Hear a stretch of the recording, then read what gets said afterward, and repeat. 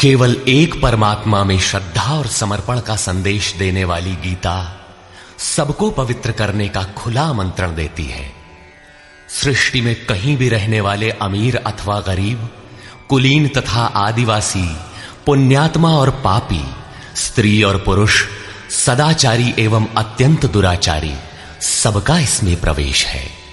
विशेषकर गीता पापियों के ही उद्धार का सुगम पथ बताती है। पुण्यात्मा तो भजते ही हैं।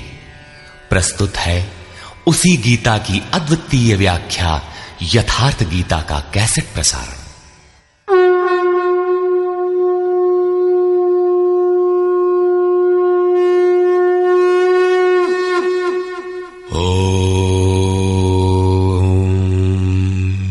श्री परमात्मने नमः। यथार्थ गीता, श्रीमद् भगवत गीता, अथ द्वितीयो अध्यायः। प्रथम अध्याय गीता की प्रवेशिका है, जिसमें आरंभ में पथिक को प्रतीत होने वाली उलझनों का चित्रण है। लड़ने वाले संपूर्ण कौरव पांडव थे, किंतु संशय का पात्र मात्र अर्जुन है। अनुराग ही अर्जुन है। इष्ट के अनुरूप राग ही पथिक को क्षेत्र क्षेत्रज्ञ के संघर्ष के लिए प्रेरित करता है। अनुराग आरंभिक स्तर है। पूज्य महाराज जी कहते थे, सदगृहस्थ आश्रम में रहते हुए ग्लानि होने लगे, अश्रुपात होता हो, कंठ अवरुद्ध होता हो, तो समझना कि यहीं से भजन आरंभ हो गया। अनुराग में ये सब कुछ आ जाता है। उसमें धर्म, नियम, सत्संग, भाव सभी विद्यमान होंगे। अनुराग के प्रथम चरण में पारिवारिक मोह बाधक बनता है। पहले सभी चाहते हैं कि हम उस परम सत्य को प्राप्त कर लें, किंतु आगे बढ़ने पर वो देखता है कि इन मधुर संबंधों का उच्छेद करना होगा। तब हताश हो जाता है। वो पहले से जो कुछ धर्म कर्म मानकर करता था, उतने में ही संतोष करने लगता है। अपने मोह की पुष्टि के लिए वो प्रचलित रूढ़ियों का प्रमाण भी प्रस्तुत करता है, जैसा अर्जुन ने किया कि कुल धर्म सनातन है। युद्ध से सनातन धर्म का लोप होगा, कुल क्षय होगा, स्वैराचार फैलेगा। ये अर्जुन का उत्तर नहीं था, बल्कि सद्गुरु के सान्निध्य से पूर्व की अपनाई गई एक कुरीति मात्र थी। इन्हीं कुरीतियों में फंसकर मनुष्य पृथक पृथक धर्म, अनेक संप्रदाय, छोटे बड़े गुट और असंख्य जातियों की रचना कर लेता है। कोई नाक दबाता है, कोई कान फाड़ता है। किसी के छूने से धर्म नष्ट होता है, तो कहीं रोटी पानी से धर्म नष्ट होता है। तो क्या अछूत या छूने वालों का दोष है? कदापि नहीं। दोष हमारे भ्रमदाताओं का है। धर्म के नाम पर हम कुरीति के शिकार हैं, इसलिए दोष हमारा है। महात्मा बुद्ध के समय में केश कंबल एक संप्रदाय था, जिसमें केश को बढ़ाकर कंबल की तरह प्रयोग करने को पूर्णता का मानदंड माना जाता था। कोई गोव्रतिक गाय की भांति रहने वाला था, तो कोई कुक्कुर व्रतिक कुत्ते की तरह खाने पीने रहने वाला था। ब्रह्म विद्या का इनसे कोई संबंध नहीं है। संप्रदाय और कुरीतियां पहले भी थीं, आज भी हैं। ठीक इसी प्रकार कृष्ण काल में भी संप्रदाय थे, कुरीतियां थीं। उनमें से एकाध कुरीति का शिकार अर्जुन भी था। उसने 4 तर्क प्रस्तुत किए। 1, ऐसे युद्ध से सनातन धर्म नष्ट हो जाएगा। 2, वर्ण संकर पैदा होगा। 3, पिंडोदक क्रिया लोप होगी। और 4, हम लोग कुलक्षय द्वारा महान पाप करने को उद्यत हुए हैं। इस पर योगेश्वर श्री कृष्ण ने कहा, संजय उवाच।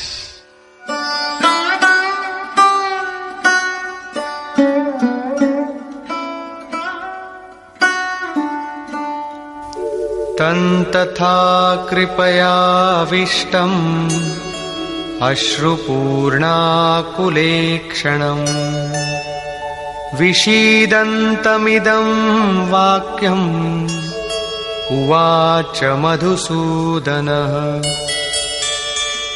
करुणा से व्याप्त अश्रुपूर्ण व्याकुल नेत्रों वाले उस अर्जुन के प्रति मधुसूदन मद का विनाश करने वाले भगवान ने ये वचन कहा। श्री भगवान उवाच।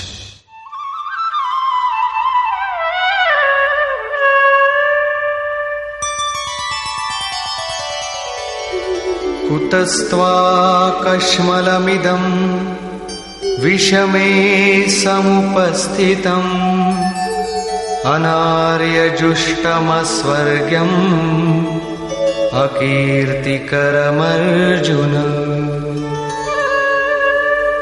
अर्जुन, इस विषम स्थल में तुझे ये अज्ञान कहां से हो गया? विषम स्थल अर्थात जिसकी समता का सृष्टि में कोई स्थल है ही नहीं, पारलौकिक है लक्ष्य जिसका, उस निर्विवाद स्थल पर तुझे अज्ञान कहां से हुआ? अज्ञान क्यों? अर्जुन तो सनातन धर्म की रक्षा के लिए कटिबद्ध है। क्या सनातन धर्म की रक्षा के लिए प्राणपण से तत्पर होना अज्ञान है?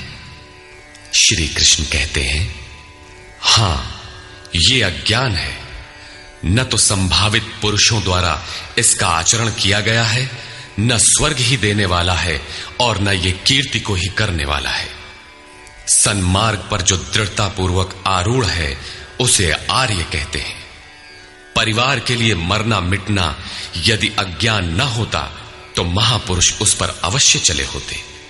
यदि कुल धर्म ही सत्य होता तो स्वर्ग और कल्याण की निःश्रेणी अवश्य बनता। ये कीर्तिदायक भी नहीं है। मीरा भजन करने लगी तो लोग कहें मीरा भई बावरी, सास कहे कुल नाशी रे। जिस परिवार, कुल और मर्यादा के लिए मीरा की सास बिलख रही थी, आज उस कुलवंती सास को कोई नहीं जानता, मीरा को विश्व जानता है। ठीक इसी प्रकार परिवार के लिए जो परेशान हैं, उनकी भी कीर्ति कब तक रहेगी? जिसमें कीर्ति नहीं, कल्याण नहीं, श्रेष्ठ पुरुषों ने भूल कर भी जिसका आचरण नहीं किया, तो सिद्ध है कि वो अज्ञान है। अतः क्लैब्यमास्मगमः पार्थ नैतत्त्वय्युपपद्यते क्षुद्रं हृदय दौर्बल्यं त्यक्त्वोत्तिष्ठ परन्तप। अर्जुन, नपुंसकता को मत प्राप्त हो। क्या अर्जुन नपुंसक था? क्या आप पुरुष हैं? नपुंसक वो है जो पौरुष से हीन हो। सब अपनी समझ से पुरुषार्थ ही तो करते हैं। किसान रात दिन खून पसीना एक करके खेत में पुरुषार्थ ही तो करता है। कोई व्यापार में पुरुषार्थ समझता है तो कोई पद का दुरुपयोग करके पुरुषार्थी बनता है। जीवन भर पुरुषार्थ करने पर भी खाली हाथ जाना पड़ता है। स्पष्ट है कि यह पुरुषार्थ नहीं है। शुद्ध पुरुषार्थ है आत्मदर्शन। गार्गी ने याज्ञवल्क्य से कहा, नपुंसक पुमान ज्ञेयो यो न वेत्ति हृदि स्थितम पुरुषम स्वप्रकाशम तस्मानंदात्मानमव्ययम्। वो पुरुष होते हुए भी नपुंसक है जो हृदयस्थ आत्मा को नहीं पहचानता। वो आत्मा ही पुरुष स्वरूप, स्वयं प्रकाश, उत्तम आनंद युक्त और अव्यक्त है। उसे पाने का प्रयास ही पौरुष है। अर्जुन, तू नपुंसकता को न प्राप्त हो, ये तेरे योग्य नहीं है। हे परम तप, हृदय की इस क्षुद्र दुर्बलता को त्याग कर युद्ध के लिए खड़ा हो। इस पर अर्जुन ने तीसरा प्रश्न प्रस्तुत किया। अर्जुन उवाच।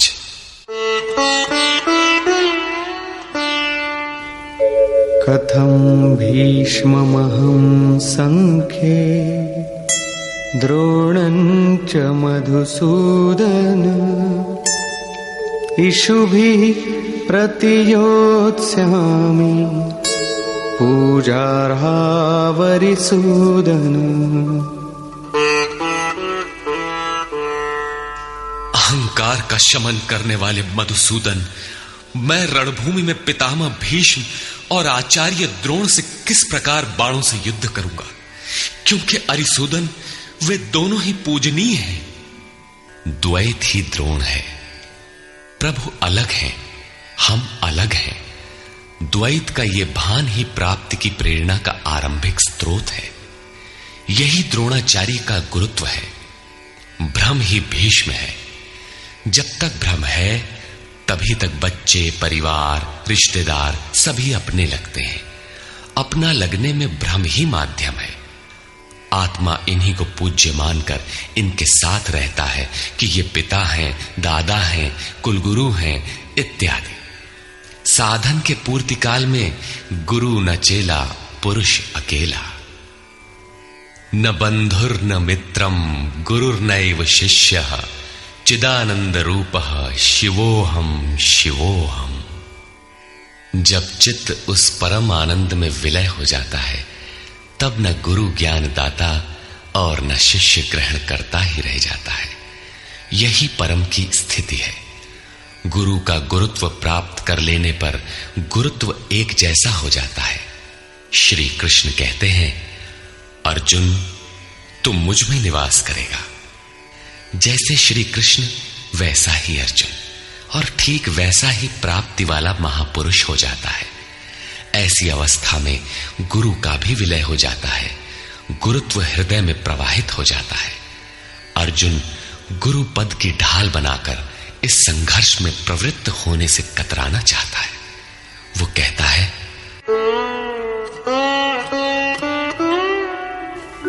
गुरून् हत्वा हि महानुभावान् श्रेयो भोक्तुं भैक्षमपीह लोके हत्वार्थकामास्तु गुरूनिहैव भुञ्जीय भोगान् रुधिरप्रदिग्धान्।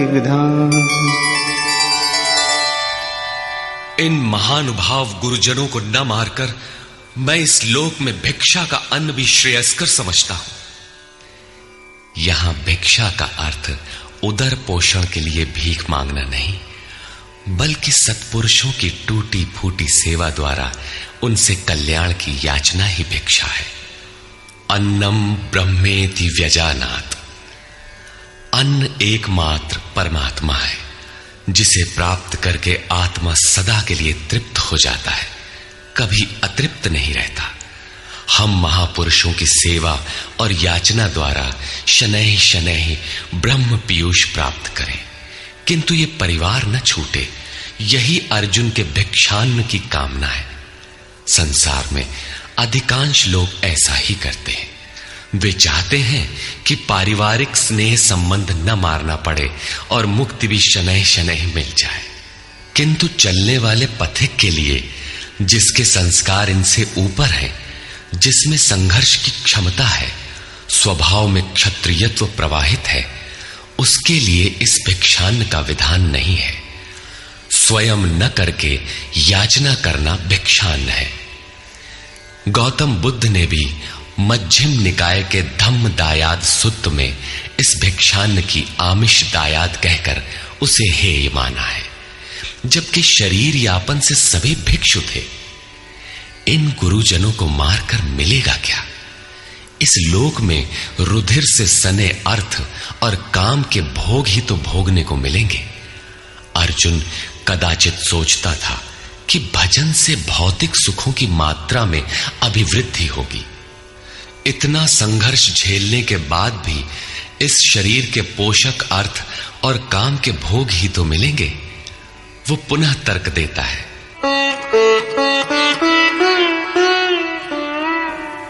न चैतद्विद्मः कतरन्नो गरीयो यद्वा जयेम यदि वा नो जयेयुः यानेव हत्वा न जिजीविषामः तेव स्थिताः प्रमुखे धार्तराष्ट्राः। ये भी निश्चित नहीं है कि वो भोग मिलेगा ही। ये भी हम नहीं जानते कि हमारे लिए क्या करना श्रेयस्कर है, क्योंकि जो कुछ हमने कहा वो अज्ञान प्रमाणित हो गया। ये भी ज्ञात नहीं है कि हम जीतेंगे अथवा वे ही जीतेंगे। जिन्हें मारकर हम जीना भी नहीं चाहते, वे ही धृतराष्ट्र के पुत्र हमारे सामने खड़े हैं।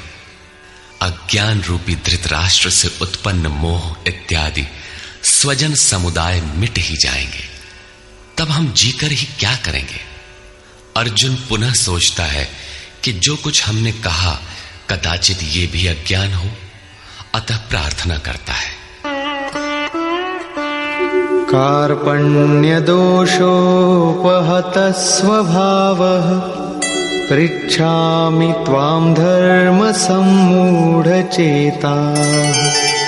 यच्छ्रेयस्यान्निश्चितं ब्रूहि तन्मे शिष्यस्तेऽहं शाधि मां त्वां प्रपन्नम्।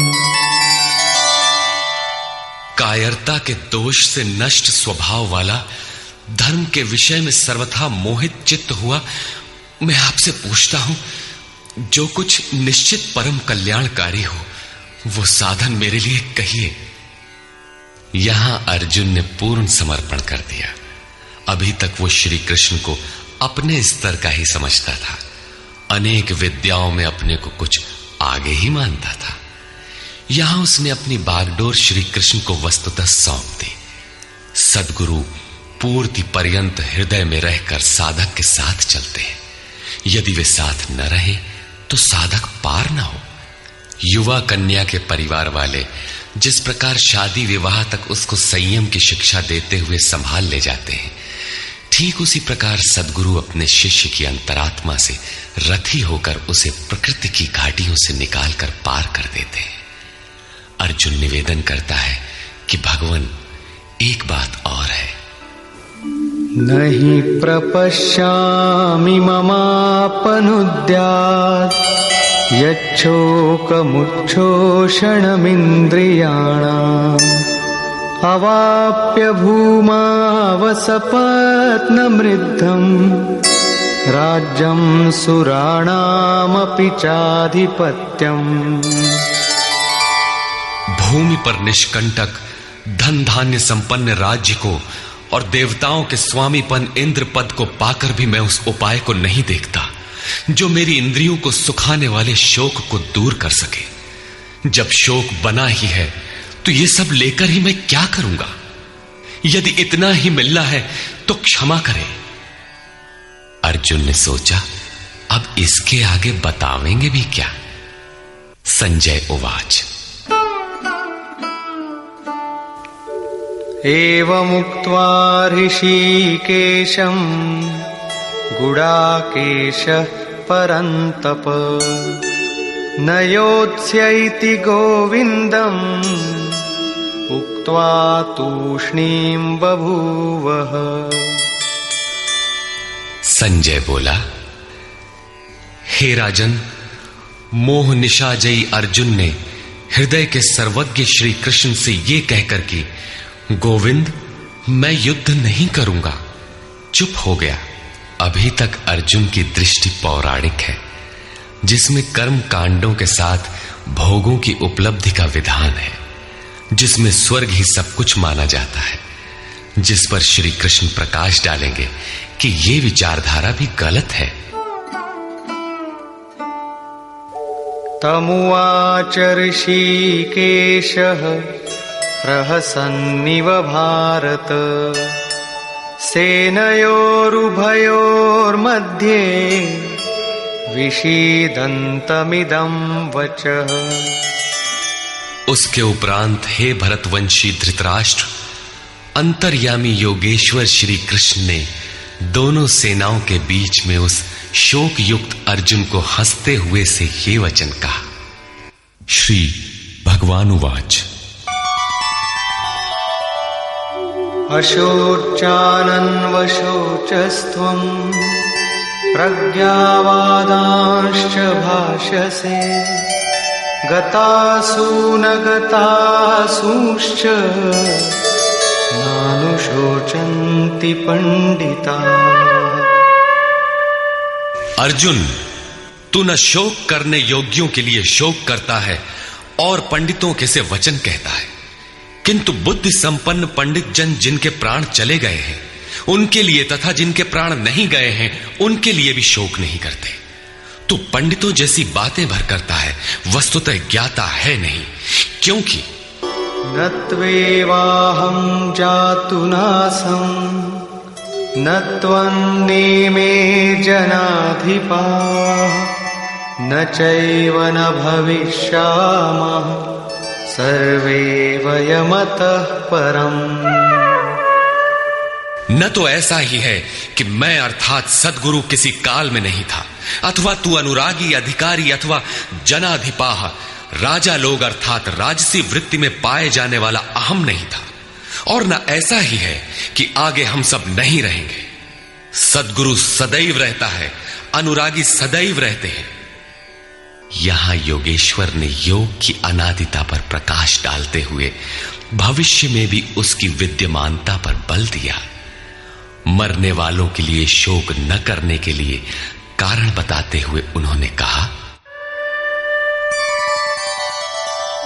देहिनोऽस्मिन् यथा देहे कौमारं यौवनं जरा तथा देहान्तरप्राप्तिः धीरस्तत्र न मुह्यति।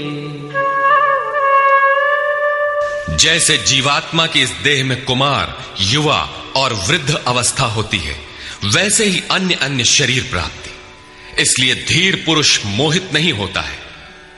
कभी आप बालक थे, शनैः शनैः युवा हुए, तब आप मर तो नहीं गए, पुनः वृद्ध हुए, पुरुष एक ही है।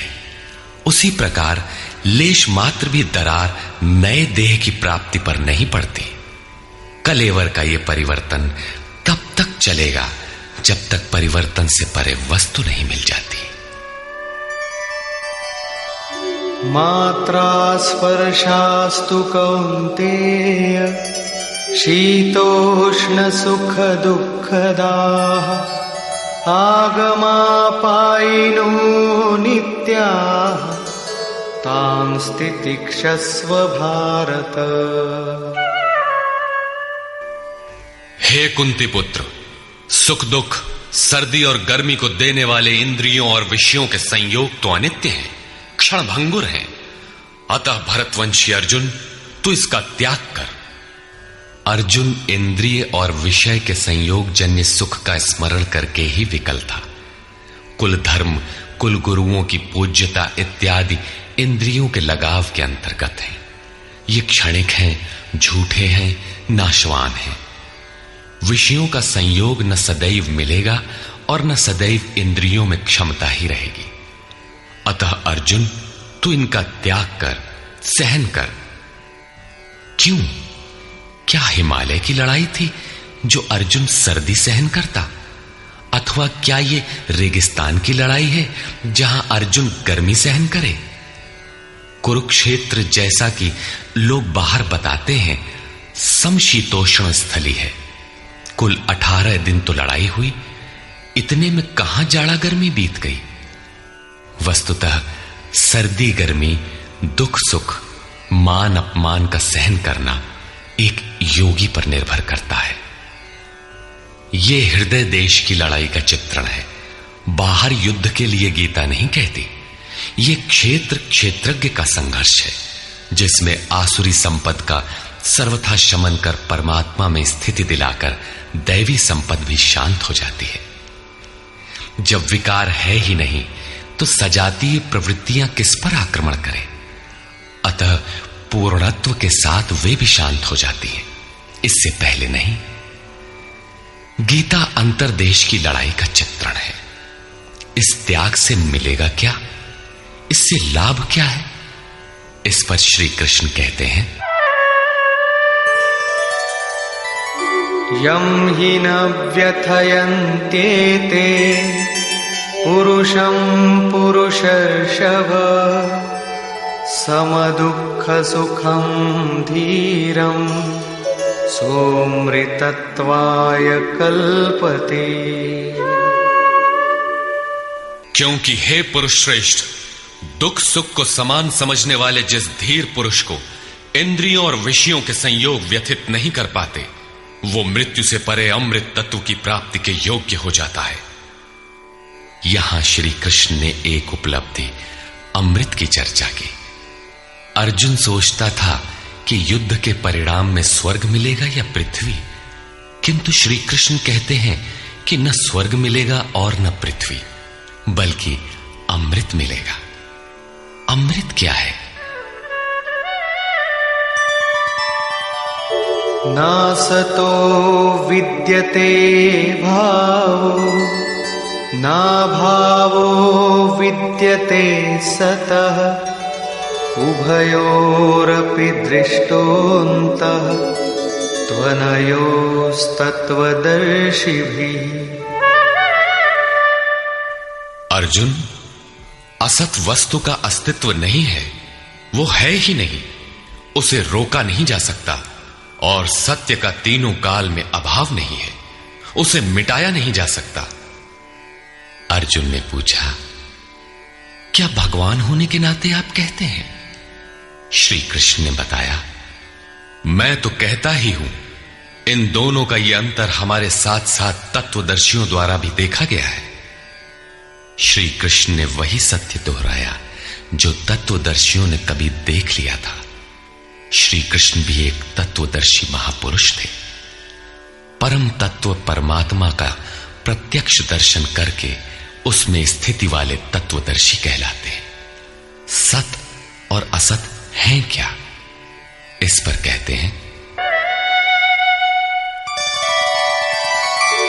अविनाशी तु तद्विद्धि येन सर्वमिदं ततं विनाशमव्ययस्यास्य न कश्चित् कर्तुमर्हति। नाश रहित तो वो है जिससे ये संपूर्ण जगत व्याप्त है। इस अव्ययस्य अविनाशी का विनाश करने में कोई समर्थ नहीं है। किंतु इस अविनाशी अमृत का नाम क्या है? वो है कौन? अंतवंत इमे देहा नित्यस्योक्ता शरीरिणः अनाशिनो प्रमेयस्य तस्माद्युध्यस्व भारत। अविनाशी अप्रमेय नित्य स्वरूप आत्मा के ये सभी शरीर नाशवान कहे गए हैं। इसलिए भरतवंशी अर्जुन, तू युद्ध कर। आत्मा ही अमृत है, आत्मा ही अविनाशी है जिसका तीनों कालों में नाश नहीं होता। आत्मा ही सत है, शरीर नाशवान है, यही असत है जिसका तीनों कालों में अस्तित्व नहीं है। शरीर नाशवान है, इसलिए तू युद्ध कर। इस आदेश से यह स्पष्ट नहीं होता कि अर्जुन केवल कौरवों को मारे। पांडव पक्ष में भी तो शरीर ही खड़े थे। क्या पांडव के शरीर अविनाशी थे? यदि शरीर नाशवान है तो श्री कृष्ण किसकी रक्षा में खड़े थे? क्या अर्जुन कोई शरीरधारी था? शरीर जो असत है, जिसका अस्तित्व नहीं है, जिसे रोका नहीं जा सकता, क्या श्री कृष्ण उस शरीर की रक्षा में खड़े हैं? यदि ऐसा है तो वे भी अविवेकी और मूढ़ हैं, क्योंकि आगे श्री कृष्ण स्वयं कहते हैं कि जो केवल शरीर के लिए ही पचता है, श्रम करता है, वो अविवेकी और मूढ़ बुद्धि है। वो पापायु पुरुष व्यर्थ ही जीता है। अंततः अर्जुन कौन था? वस्तुतः अनुराग ही अर्जुन है। अनुरागी के लिए इष्ट सदैव रथी बनकर साथ में रहते हैं, सखा की भांति उसका मार्गदर्शन करते हैं। आप शरीर नहीं हैं। शरीर तो आवरण है, रहने का मकान है। उसमें रहने वाला अनुराग पूरित आत्मा है। भौतिक युद्ध, मारने काटने से शरीरों का अंत नहीं होता। यह शरीर छूटेगा तो आत्मा दूसरा शरीर धारण कर लेगा। इसी संदर्भ में श्री कृष्ण कह चुके हैं कि जिस प्रकार बाल्यकाल से युवा या वृद्धावस्था आती है, उसी प्रकार देहांतर की प्राप्ति होती है। शरीर काटेंगे तो जीवात्मा नया वस्त्र बदल लेगा। शरीर संस्कारों के आश्रित है और संस्कार मन पर आधारित है। मन एव मनुष्याणाम कारणम बंध मोक्षयोः। मन का सर्वथा निरोध होना, अचल स्थिर ठहरना और अंतिम संस्कार का विलय एक ही क्रिया है। संस्कारों की सतह का टूट जाना ही शरीरों का अंत है। इसे तोड़ने के लिए आपको आराधना करनी होगी, जिसे श्री कृष्ण ने कर्म या निष्काम कर्मयोग की संज्ञा दी है। कृष्ण ने स्थान स्थान पर अर्जुन को युद्ध की प्रेरणा दी, किंतु एक भी श्लोक ऐसा नहीं है जो भौतिक युद्ध या मारकाट का समर्थन करता हो। यह युद्ध सजातीय विजातीय प्रवृत्तियों का है, अंतर्देश में है।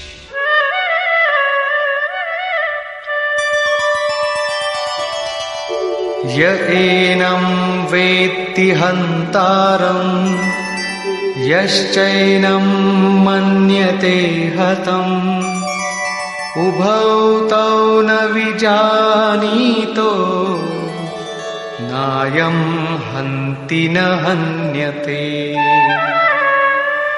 जो इस आत्मा को मारने वाला मानता है तथा जो इस आत्मा को मरा हुआ समझता है, वे दोनों ही आत्मा को नहीं जानते, क्योंकि ये आत्मा न तो मारता है और न मारा ही जाता है। पुनः इसी पर बल देते हैं। न जायते म्रियते वा कदाचिन् नायं भूत्वा भविता वा न भूयः अजो नित्यः शाश्वतोऽयं पुराणो न हन्यते हन्यमाने शरीरे। ये आत्मा किसी काल में न तो जन्मता है और न मरता है, क्योंकि ये वस्त्र ही तो बदलता है। न ये आत्मा होकर अन्य कुछ होने वाला है, क्योंकि यह अजन्मा है, नित्य है, शाश्वत और पुरातन है। शरीर के नाश होने पर भी उसका नाश नहीं होता। आत्मा ही सत्य है, आत्मा ही पुरातन है, आत्मा ही शाश्वत और सनातन है। आप कौन है? सनातन धर्म के अनुयायी। सनातन कौन है? आत्मा। आप आत्मा के अनुयायी हैं। आत्मा, परमात्मा और ब्रह्म एक दूसरे के पर्याय हैं। आप कौन है? शाश्वत धर्म के उपासक। शाश्वत कौन है? आत्मा। अर्थात हम आप आत्मा के उपासक हैं। यदि आप आत्मिक पथ को नहीं जानते तो आपके पास शाश्वत सनातन नाम की कोई वस्तु नहीं है। उसके लिए आप आहें भरते हैं तो प्रत्याशी अवश्य है, किंतु सनातन धर्मी नहीं है। सनातन धर्म के नाम पर किसी कुरीति के शिकार हैं। देश विदेश में मानव मात्र में आत्मा एक ही जैसा है। इसलिए विश्व में कहीं भी कोई आत्मा की स्थिति दिलाने वाली क्रिया जानता है और उस पर चलने के लिए प्रयत्नशील है, तो वो सनातन धर्मी है, चाहे वो अपने को ईसाई, मुसलमान, यहूदी या कुछ भी क्यों न कह ले। वेदा विनाशिनं नित्यं य एनमजमव्ययम् कथं स पुरुषः पार्थ कं घातयति हन्तिकम्। पार्थिव शरीर को रथ बनाकर ब्रह्म रूपी लक्ष्य पर अचूक निशाना लगाने वाला पृथा पुत्र अर्जुन, जो पुरुष इस आत्मा को नाश रहित, नित्य, अजन्मा और अव्यक्त जानता है, वो पुरुष कैसे किसी को मरवाता है और कैसे किसी को मारता है। अविनाशी का विनाश असंभव है, अजन्मा जन्म नहीं लेता, अतः शरीर के लिए शोक नहीं करना चाहिए। इसी को उदाहरण से स्पष्ट करते हैं।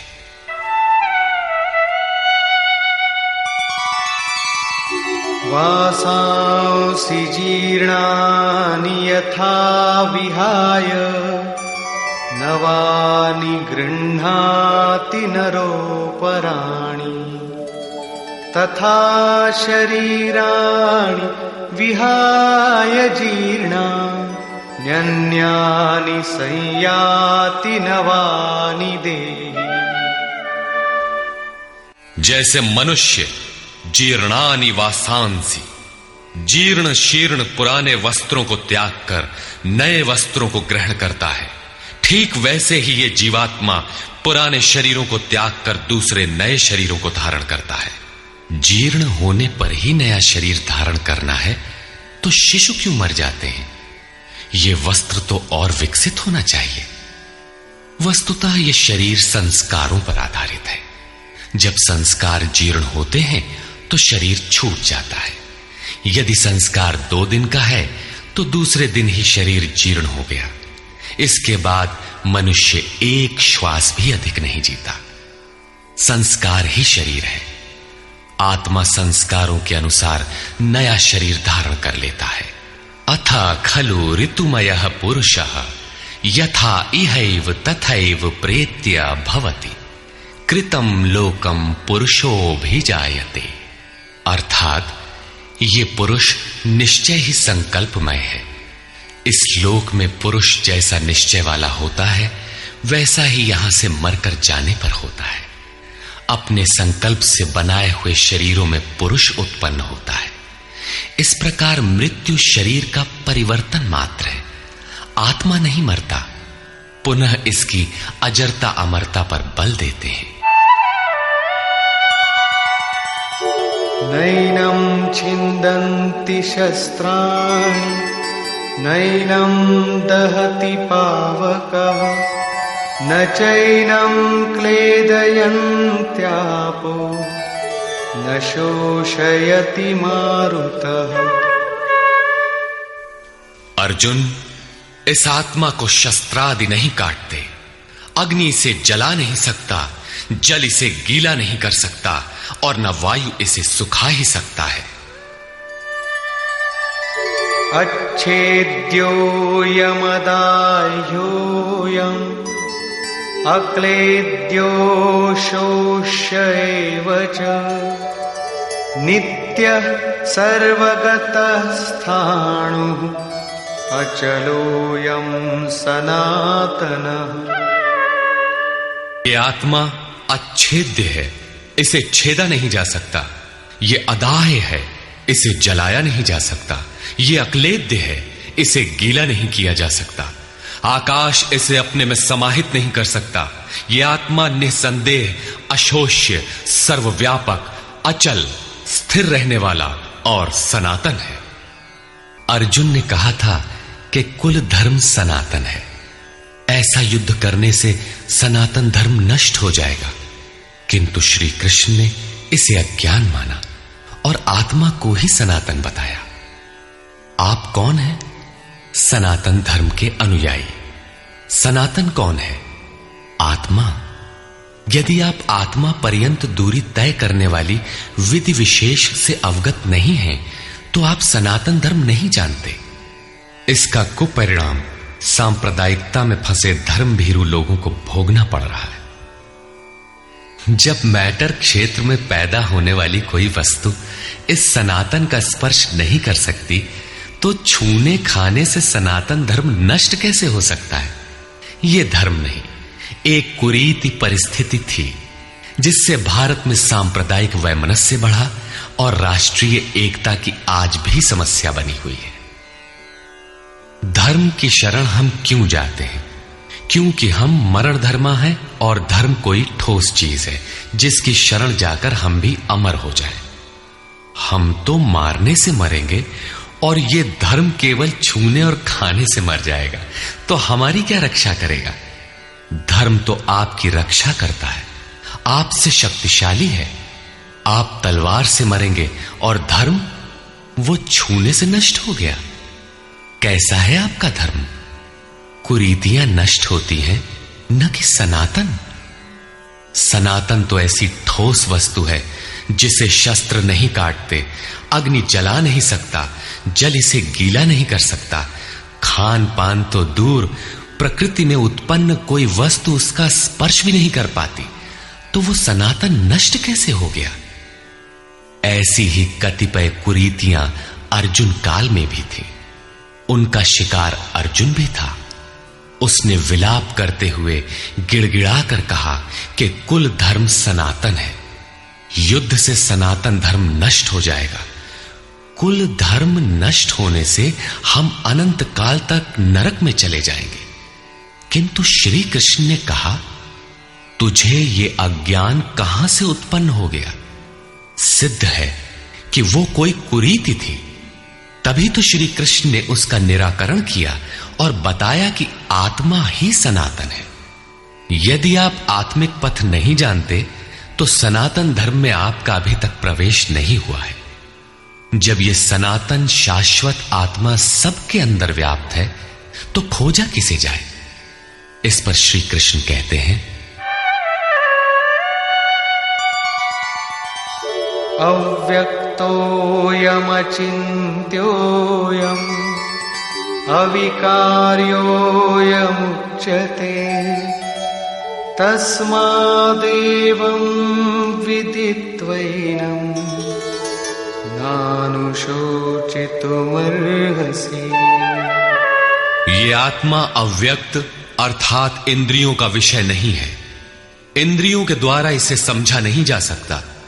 जब तक इंद्रियों और विषयों का संयोग है तब तक आत्मा तो है, किंतु उसे समझा नहीं जा सकता। वो अचिंत्य है।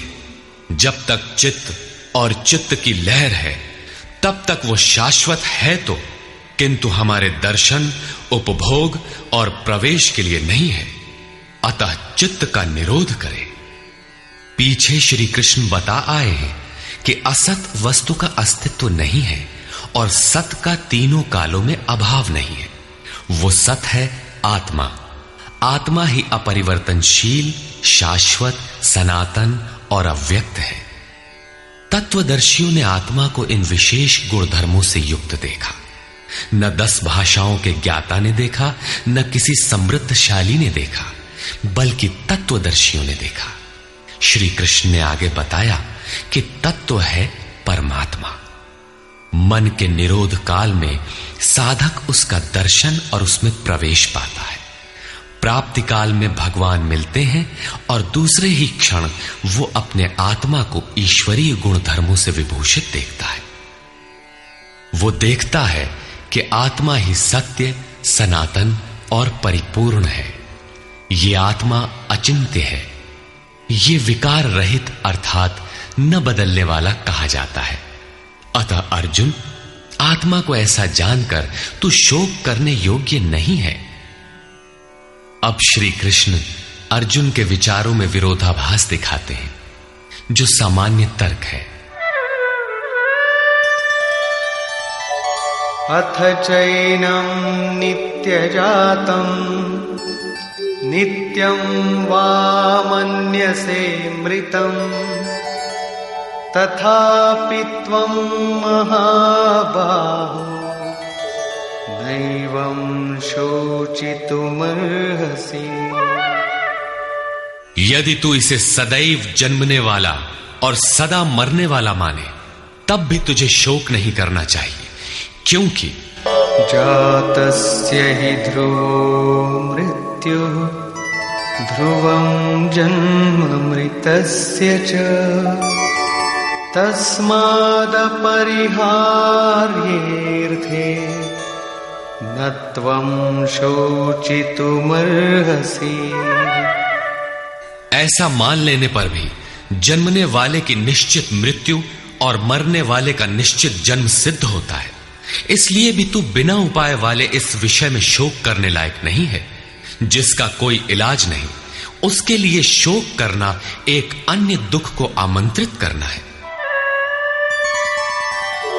अव्यक्तम् अव्यक्तादीनि भूतानि व्यक्तमध्यानि भारत अव्यक्तनिधनान्येव तत्र का परिदेवना।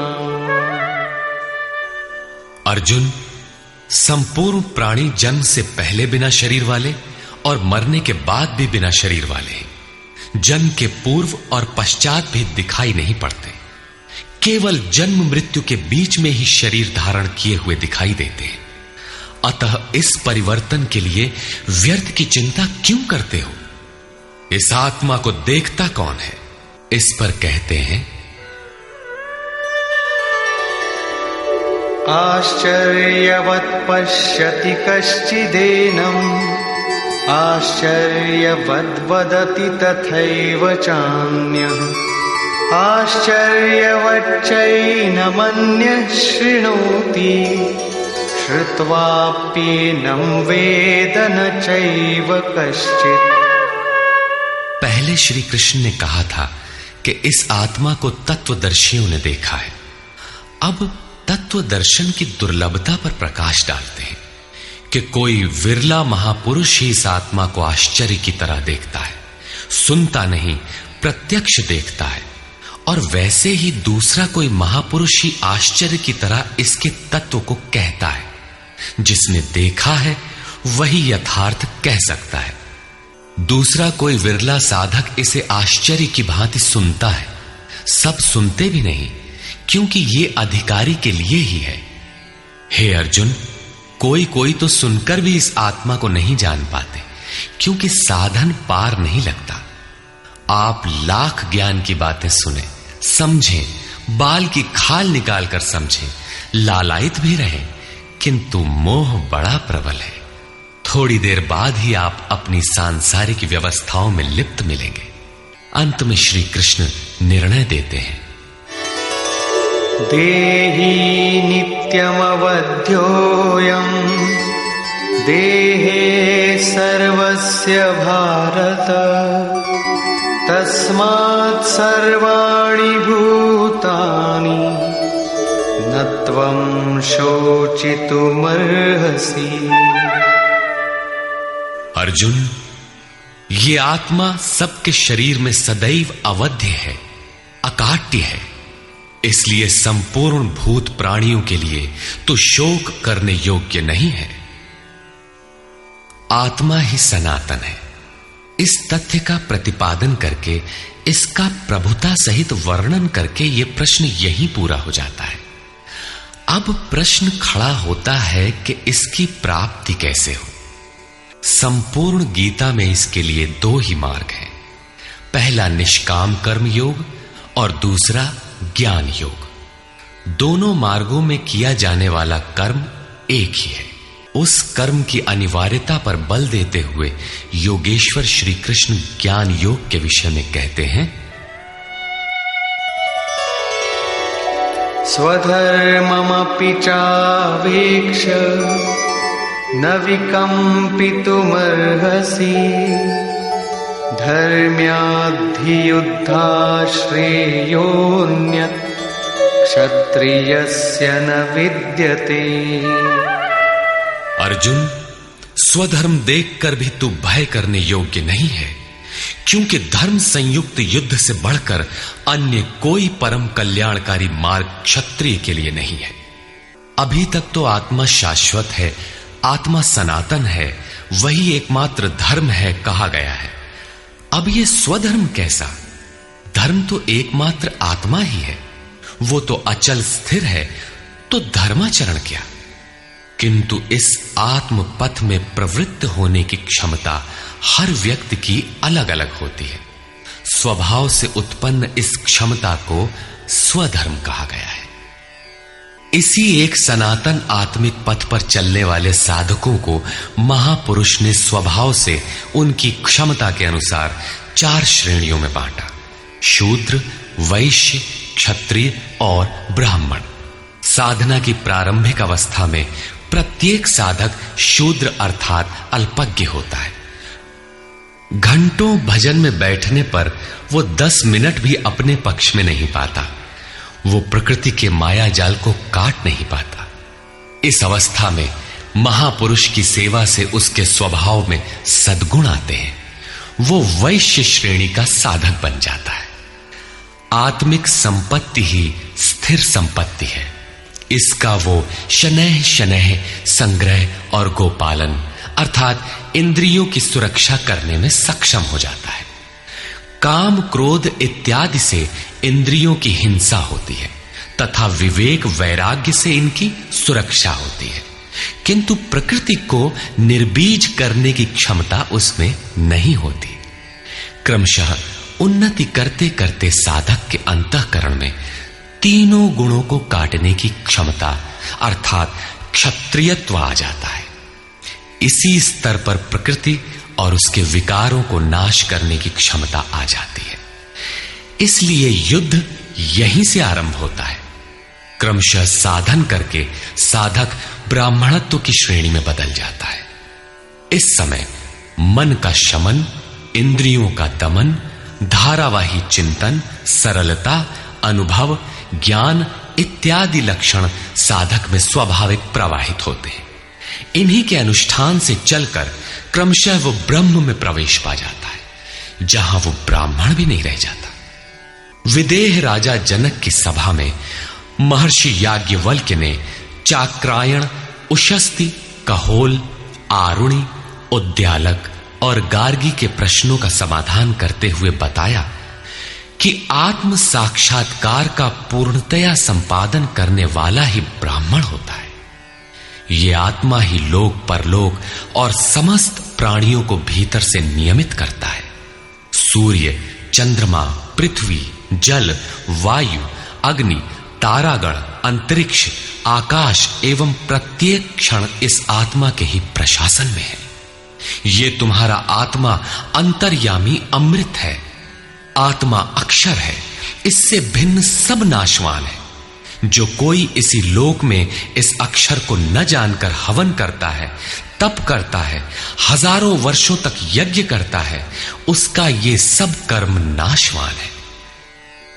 जो कोई भी इस अक्षर को जाने बिना इस लोक से मरकर जाता है, वो दयनीय है, कृपण है, और जो इस अक्षर को जानकर इस लोक से मरकर जाता है, वो ब्राह्मण है। अर्जुन क्षत्रिय श्रेणी का साधक है। श्री कृष्ण कहते हैं कि क्षत्रिय श्रेणी के साधक के लिए युद्ध के अतिरिक्त कोई कल्याणकारक रास्ता है ही नहीं। प्रश्न उठता है कि क्षत्रिय है क्या? प्रायः लोग इसका आशय समाज में जन्मना उत्पन्न ब्राह्मण, क्षत्रिय, वैश्य, शूद्र जातियों से लेते हैं। इन्हें ही 4 वर्ण मान लिया जाता है, किंतु नहीं। शास्त्रकार ने स्वयं बताया है कि क्षत्रिय क्या है, वर्ण क्या है। यहां उन्होंने केवल क्षत्रिय का नाम लिया और आगे 18वें अध्याय तक इस प्रश्न का समाधान प्रस्तुत किया कि वस्तुतः ये वर्ण हैं क्या और कैसे इनमें परिवर्तन होता है। श्री कृष्ण ने कहा, चातुर्वर्ण्यम मया सृष्टम, 4 वर्णों की सृष्टि मैंने की, तो क्या मनुष्यों को बांटा?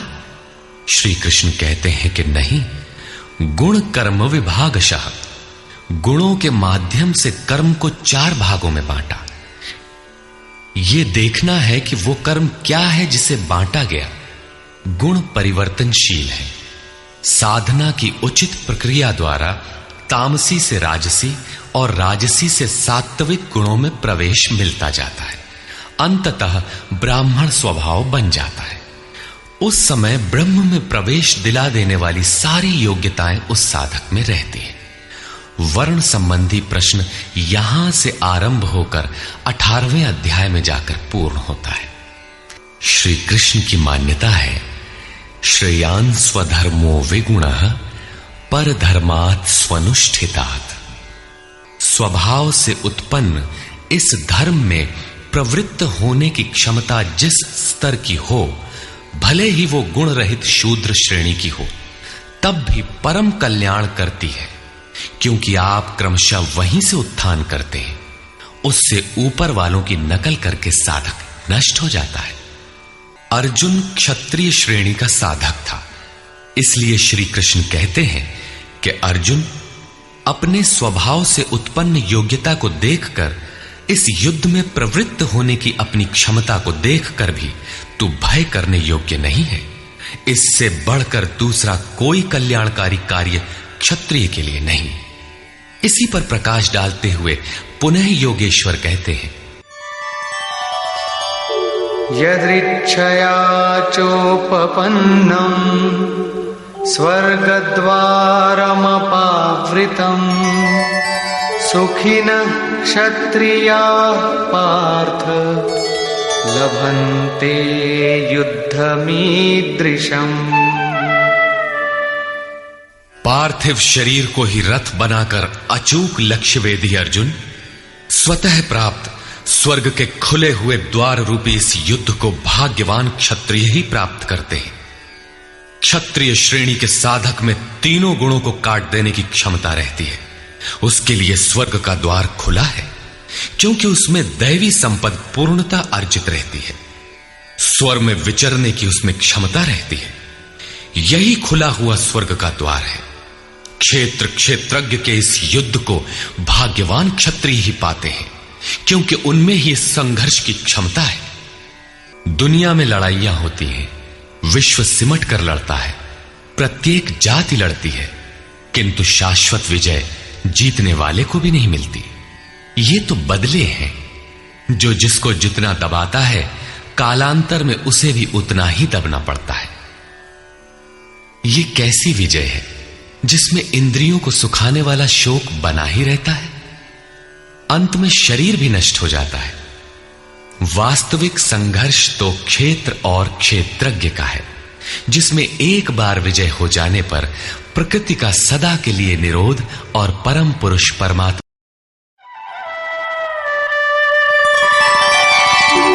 अथ चेत्त्वमिमं धर्म्यं संग्रामं न करिष्यसि ततः स्वधर्मं कीर्तिं च हित्वा पापमवाप्स्यसि।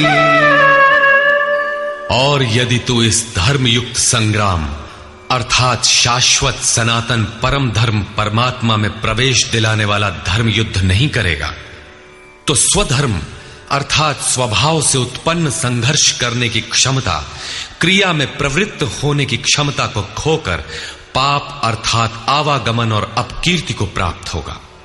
अपकीर्ति पर प्रकाश डालते हैं। अकीर्तिं चापि भूतानि कथयिष्यन्ति ते व्ययाम् संभावितस्य चाकीर्ति मरणादतिरिच्यते। सब लोग बहुत काल तक तेरी अपकीर्ति का कथन करेंगे। आज भी पदच्युत होने वाले महात्माओं में विश्वामित्र, पाराशर, निमि, श्रृंगी इत्यादि की गणना होती है। बहुत से साधक अपने धर्म पर विचार करते हैं, सोचते हैं कि लोग हमें क्या कहेंगे। ऐसा भाव भी साधना में सहायक होता है। इससे साधना में लगे रहने की प्रेरणा मिलती है। कुछ दूरी तक यह भाव भी साथ देता है। माननीय पुरुषों के लिए अपकीर्ति मरण से भी बढ़कर होती है। भयाद्रणादुपरतम् मौस्यन्ते त्वां महारथाः येषां च त्वं बहुमतो भूत्वा यास्यसि लाघवम्। जिन महारथियों की निगाह में तू बहुत माननीय होकर अब तुच्छता को प्राप्त होगा, वे महारथी लोग तुझे भय के कारण युद्ध से उपराम हुआ मानेंगे। महारथी कौन? इस पथ पर महान परिश्रम से आगे बढ़ने वाले साधक महारथी हैं। इसी प्रकार इतने ही परिश्रम से अविद्या की ओर खींचने वाले काम, क्रोध, लोभ, मोहादि भी महारथी हैं, जो तुझे बहुत सम्मान देते थे कि साधक प्रशंसनीय है। तुम उनकी निगाह से गिर जाओगे। इतना ही नहीं बल्कि अवाच्यवादांश्च बहून् वदिष्यन्ति तवाहिताः निन्दन्तस्तव सामर्थ्यम् ततो दुःखतरं नु किम्। वैरी लोग तेरे पराक्रम की निंदा करते हुए बहुत से न कहने योग्य वचनों को कहेंगे। एक दोष आता है तो चारों ओर से निंदा और बुराइयों की झड़ी लग जाती है।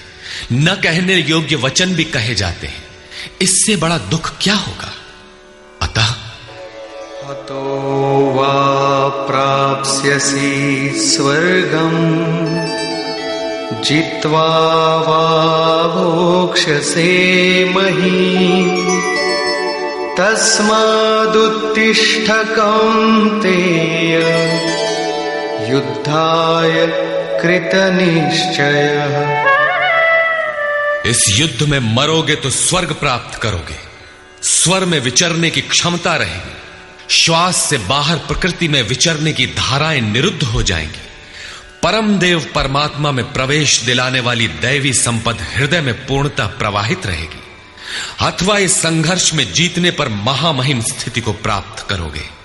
इसलिए अर्जुन युद्ध के लिए निश्चय करके खड़ा हो।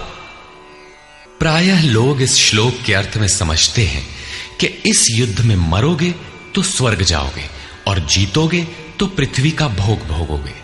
किंतु आपको स्मरण होगा अर्जुन कह चुका है, भगवान पृथ्वी ही नहीं अपितु त्रैलोक्य के साम्राज्य और देवताओं के स्वामीपन अर्थात इंद्र पद प्राप्त होने पर भी मैं उस उपाय को नहीं देखता जो इंद्रियों को सुखाने वाले मेरे शोक को दूर कर सके। यदि इतना ही मिलना है तो गोविंद मैं युद्ध कदापि नहीं करूंगा। यदि इतने पर भी श्री कृष्ण कहते कि अर्जुन लड़ो, जीतोगे तो पृथ्वी पा जाओगे, हारोगे तो स्वर्ग के नागरिक बन जाओगे, तो श्री कृष्ण देते ही क्या है।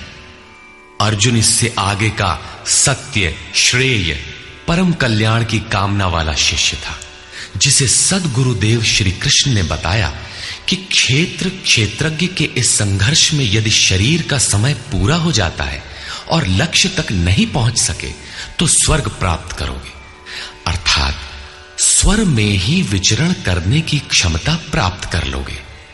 दैवी संपत्ति हृदय में ढल जाएगी और इस शरीर के रहते रहते संघर्ष में सफल हो जाते हो तो महिम, सबसे महान ब्रह्म की महिमा का उपभोग करोगे, महामहिम की स्थिति प्राप्त कर लोगे।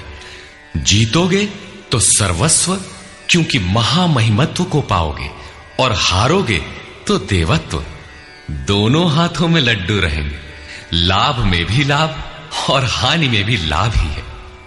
पुनः इसी पर बल देते हैं, सुख दुखे समे कृत्वा लाभालाभो जया जयो ततो युद्धाय युज्यस्व नैवं पापमवाप्स्यसि। इस प्रकार सुख दुख, लाभ हानि, जय पराजय को समान समझकर तू युद्ध के लिए तैयार हो। युद्ध करने से तू पाप को प्राप्त नहीं होगा, अर्थात सुख में सर्वस्व और दुख में भी देवत्व है। लाभ में महिम की स्थिति अर्थात सर्वस्व और हानि में भी देवत्व है। जय में महामहिम स्थिति और पराजय में भी दैवी संपत्ति पर अधिकार है। इस प्रकार अपने लाभ हानि को भली प्रकार स्वयं समझकर तू युद्ध के लिए तैयार हो। लड़ने में ही दोनों वस्तुएं हैं। लड़ोगे तो पाप अर्थात आवागमन को प्राप्त नहीं होगे, अतः तू युद्ध के लिए तैयार हो। एषा ते विहिता सांख्ये बुद्धिर्योगे त्विमां शृणु बुद्ध्या युक्तो यया पार्थ कर्मबन्धं प्रहास्यसि। पार्थ, ये बुद्धि तेरे लिए ज्ञान योग के विषय में कही गई है। कौन सी बुद्धि? यही कि युद्ध कर। ज्ञान योग में इतना ही है कि अपनी हस्ती को देखकर लाभ हानि का भली प्रकार विचार करके कि जीतेंगे तो महामहिम स्थिति और हारेंगे तो देवत्व, जय में सर्वस्व और पराजय में भी देवत्व, दोनों तरह लाभ है। युद्ध नहीं करेंगे तो सभी हमें बुरा कहेंगे, भय से उपराम हुआ मानेंगे, अपकीर्ति होगी। इस प्रकार अपने अस्तित्व को सामने रखकर स्वयं विचार कर युद्ध में अग्रसर होना ही ज्ञान योग है। प्रायः लोगों में भ्रांति है कि ज्ञान मार्ग में कर्म युद्ध नहीं करना पड़ता। वे कहते हैं कि ज्ञान मार्ग में कर्म नहीं है, मैं तो शुद्ध हूं, बुद्ध हूं, चैतन्य हूं, अहम ब्रह्मास्मि। गुण ही गुण में बरतते हैं, ऐसा मानकर हाथ पर हाथ रखकर बैठ जाते हैं। योगेश्वर श्री कृष्ण के अनुसार यह ज्ञान योग नहीं है। ज्ञान योग में भी वही कर्म करना है जो निष्काम कर्म योग में किया जाता है। दोनों में केवल बुद्धि का, दृष्टिकोण का अंतर है। ज्ञान मार्गी अपनी स्थिति समझकर अपने पर निर्भर होकर कर्म करता है, जबकि निष्काम कर्मयोगी इष्ट के आश्रित होकर कर्म करता है। करना दोनों मार्गों में है और वो कर्म भी एक ही है जिसे दोनों मार्गों में किया जाना है। केवल कर्म करने के दृष्टिकोण दो हैं। अर्जुन, इसी बुद्धि को अब तू कर्म योग के विषय में सुन, जिससे युक्त हुआ तू कर्मों के बंधन का अच्छी तरह नाश करेगा। यहां श्री कृष्ण ने कर्म का नाम पहली बार लिया, लेकिन यह नहीं बताया कि कर्म है क्या। अब कर्म न बताकर पहले कर्म की विशेषताओं पर प्रकाश डालते हैं।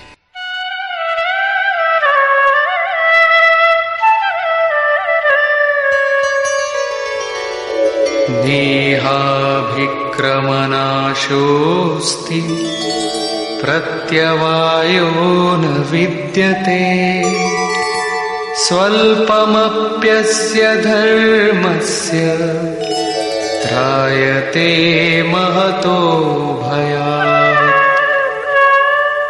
इस निष्काम कर्म योग में आरंभ का अर्थात बीज का नाश नहीं होता, सीमित फल रूपी दोष नहीं है। इसलिए इस निष्काम कर्म का, इस कर्म से संपादित धर्म का थोड़ा भी साधन जन्म मृत्यु रूपी महान भय से उद्धार कर देता है। आप इस कर्म को समझें और उस पर 2 कदम चल भर दें, जो सदगृहस्थ आश्रम में रहकर ही चला जा सकता है। साधक तो चलते ही हैं। बीज भर डाल दें तो अर्जुन, बीज का नाश नहीं होता। प्रकृति में कोई क्षमता नहीं, ऐसा कोई अस्त्र नहीं कि उस सत्य को मिटा दे। प्रकृति केवल आवरण डाल सकती है, कुछ देर कर सकती है, किंतु साधन के आरंभ को मिटा नहीं सकती। आगे श्री कृष्ण ने बताया कि सभी पापियों से भी बड़ा पापी ही क्यों न हो, ज्ञान रूपी नौका द्वारा निसंदेह पार हो जाएगा। ठीक उसी बात को यहां कहते हैं कि अर्जुन, निष्काम कर्म योग का बीजारोपण भर कर दें तो उस बीज का कभी नाश नहीं होता। विपरीत फल रूपी दोष भी इसमें नहीं होता कि आपको स्वर्ग, रिद्धियों या सिद्धियों तक पहुंचाकर छोड़ दे। आप ये साधन भले छोड़ दें, किंतु यह साधन आपका उद्धार करके ही छोड़ेगा। इस निष्काम कर्मयोग का थोड़ा सा भी साधन जन्म मृत्यु के महान भय से उद्धार कर देता है। अनेक जन्म संसिद्धस्ततो याति पराम गतिम। कर्म का यह बीजारोपण अनेक जन्म के पश्चात वहीं खड़ा कर देगा जहां परम धाम है, परम गति है। इसी क्रम में आगे कहते हैं, व्यवसायात्मिका बुद्धि एकेह कुरु नंदन बहुशाखा ह्यनन्ताश्च बुद्धयो व्यवसायिनाम्। अर्जुन, इस निष्काम कर्म योग में क्रियात्मक बुद्धि एक ही है, क्रिया एक है और परिणाम एक ही है। आत्मिक संपत्ति ही स्थिर संपत्ति है। इस संपत्ति को प्रकृति के द्वंद्व में शनैः शनैः अर्जित करना व्यवसाय है। ये व्यवसाय अथवा निश्चयात्मक क्रिया भी एक ही है। तब तो जो लोग बहुत सी क्रियाएं बताते हैं, क्या वे भजन नहीं करते? श्री कृष्ण कहते हैं, हां, वे भजन नहीं करते। उन पुरुषों की बुद्धि अनंत शाखाओं वाली होती है, इसलिए अनंत क्रियाओं का विस्तार कर लेते हैं। यामिमां पुष्पितां वाचं प्रवदन्त्य विपश्चितः वेदवादरताः पार्थ नान्यदस्तीति वादिनः कामात्मानः स्वर्गपरा जन्मकर्मफलप्रदाम् क्रियाविशेषबहुलां भोगैश्वर्यगतिं प्रति। पार्थ, वे कामात्मानः, कामनाओं से युक्त, वेदवादरताः, वेद के वाक्यों में अनुरक्त, स्वर्गपराः, स्वर्ग को ही परम लक्ष्य मानते हैं कि इसके आगे कुछ है ही नहीं। ऐसा कहने वाले अविवेकी जन जन्म मृत्यु रूपी फल देने वाली भोग और ऐश्वर्य की प्राप्ति के लिए बहुत सी क्रियाओं का विस्तार कर लेते हैं और दिखावटी शोभायुक्त वाणी में व्यक्त भी करते हैं। अर्थात अविवेकियों की बुद्धि अनंत भेदों वाली होती है। वे फल वाले वाक्य में ही अनुरक्त रहते हैं, वेद के वाक्यों को ही प्रमाण मानते हैं, स्वर्ग को ही श्रेष्ठ मानते हैं। उनकी बुद्धि बहुत सी भेदों वाली है, इसलिए अनंत क्रियाओं की रचना कर लेते हैं। वे नाम तो परम तत्व परमात्मा का ही लेते हैं, किंतु उसकी ओट में अनंत क्रियाओं का विस्तार कर लेते हैं। तो क्या अनंत क्रियाएं कर्म नहीं है? श्री कृष्ण कहते हैं, नहीं, अनंत क्रियाएं कर्म नहीं है। तो वो एक निश्चित क्रिया है क्या? श्री कृष्ण अभी ये नहीं बताते। अभी तो केवल इतना कहते हैं कि अविवेकियों की बुद्धि अनंत शाखाओं वाली होती है, इसलिए वे अनंत क्रियाओं का विस्तार कर लेते हैं। वे केवल विस्तार ही नहीं करते, अपितु आलंकारिक शैली में उसे व्यक्त भी करते हैं। उसका प्रभाव क्या होता है? भोगैश्वर्य प्रसक्तानां तया परितचेतसां व्यवसायात्मिका बुद्धि समाधौ न विधीयते। उनकी वाणी की छाप जिन जिन के चित्त पर पड़ जाती है अर्जुन, उनकी भी बुद्धि नष्ट हो जाती है, न कि वे कुछ पाते हैं। उस वाणी द्वारा हरे हुए चित्त वालों के और भोग ऐश्वर्य में आसक्ति वाले पुरुषों के अंतःकरण में क्रियात्मक बुद्धि नहीं रह जाती। इष्ट में समाधिस्थ करने वाली निश्चयात्मक क्रिया उनमें नहीं होती। ऐसे अविवेकियों की वाणी सुनता कौन है? भोग और ऐश्वर्य में आसक्ति वाले ही सुनते हैं, अधिकारी नहीं सुनता। ऐसे पुरुषों में सम और आदि तत्व में प्रवेश दिलाने वाली निश्चयात्मक क्रिया से संयुक्त बुद्धि नहीं होती। प्रश्न उठता है कि वेद वादरता, जो वेद के वचनों में अनुरक्त हैं, क्या वे भी भूल करते हैं? इस पर श्री कृष्ण कहते हैं,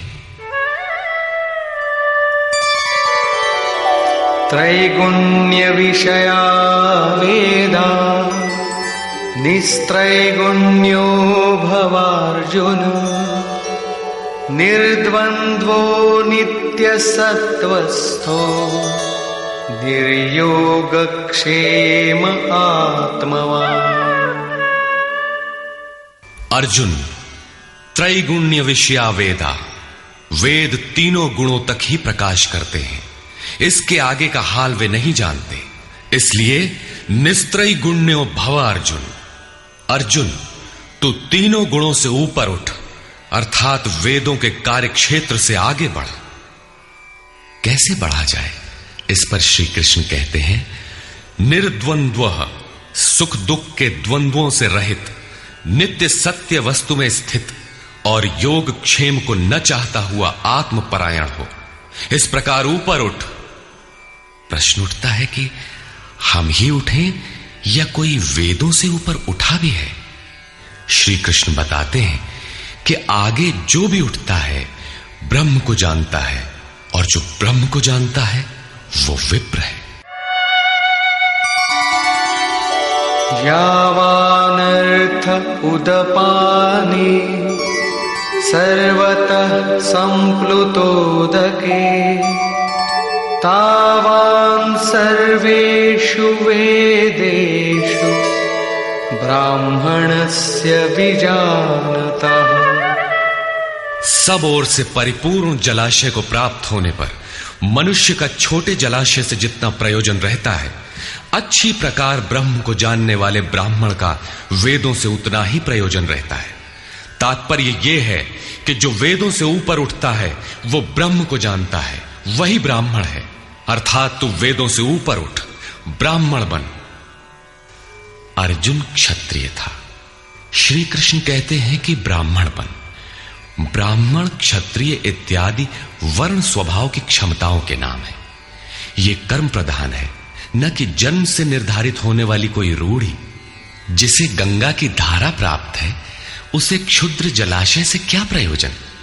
कोई उसमें शौच लेता है तो कोई पशुओं को नहला देता है, इसके आगे कोई उपयोग नहीं है। इसी प्रकार ब्रह्म को साक्षात जानने वाले उस विप्र महापुरुष का, उस ब्राह्मण का वेदों से उतना ही प्रयोजन रह जाता है। प्रयोजन रहता अवश्य है, वेद रहते हैं क्योंकि पीछे वालों के लिए उनका उपयोग है। वहीं से चर्चा आरंभ होगी। इसके उपरांत योगेश्वर श्री कृष्ण कर्म करते समय की जाने वाली सावधानियों का प्रतिपादन करते हैं।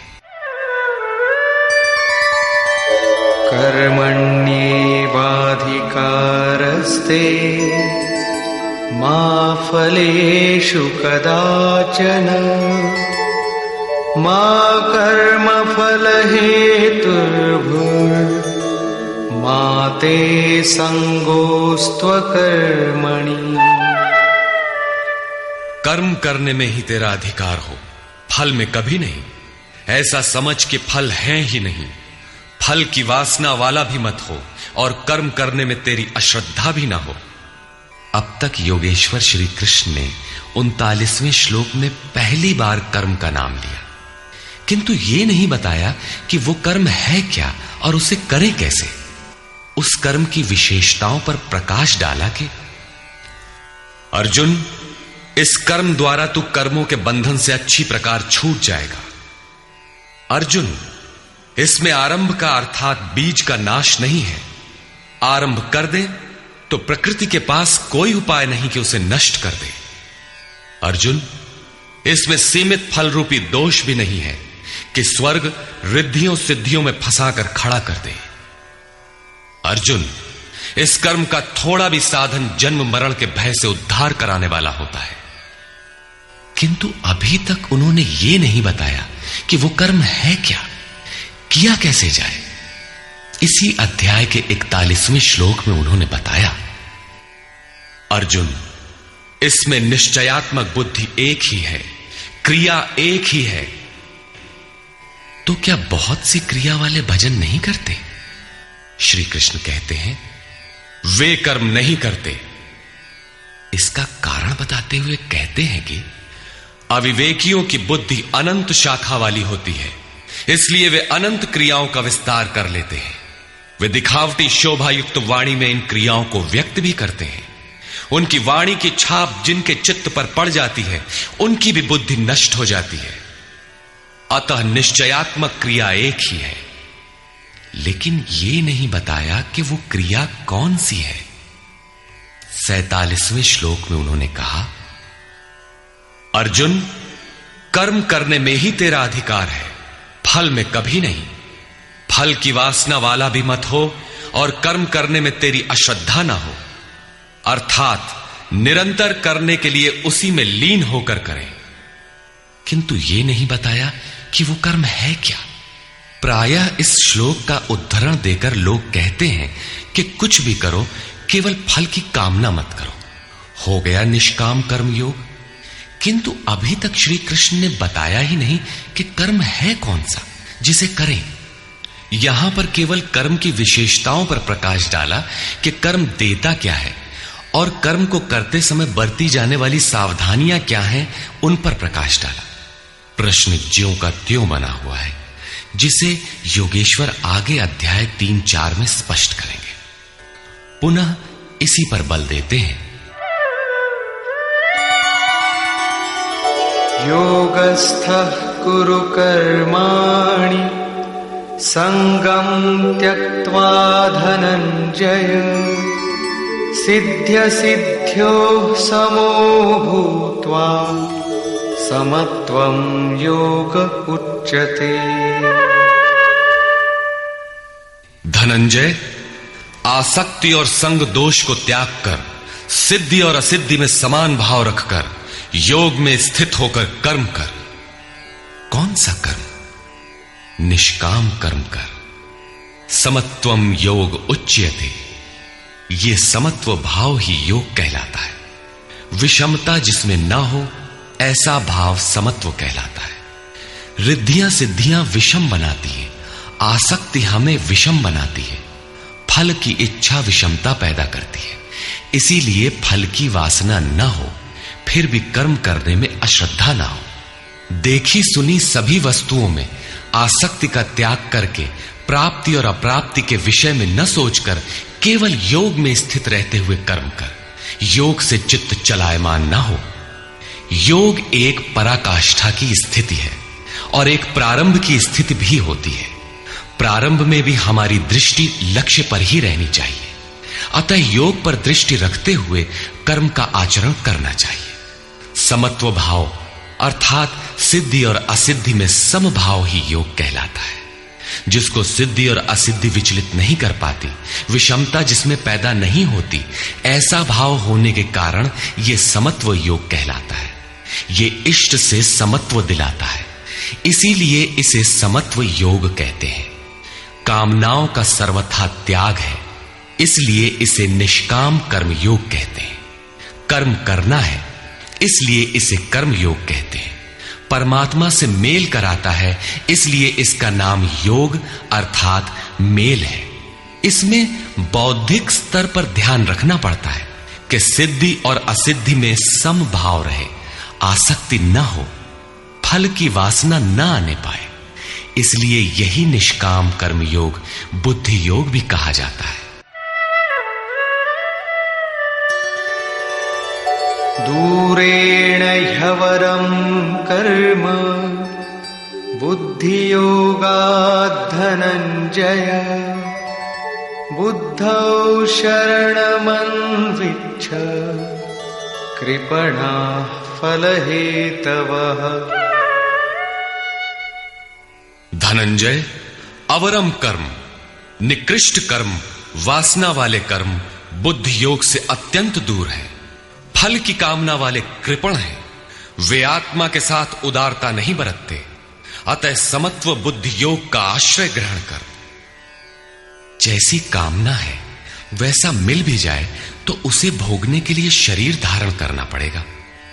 आवागमन बना है तो कल्याण कैसा? साधक को तो मोक्ष की भी वासना नहीं रखनी चाहिए, क्योंकि वासनाओं से मुक्त होना ही तो मोक्ष है। फल की प्राप्ति का चिंतन करने से साधक का समय व्यर्थ नष्ट हो जाता है और फल प्राप्त होने पर वो उसी फल में उलझ जाता है। उसकी साधना समाप्त हो जाती है। आगे वो भजन क्यों करे?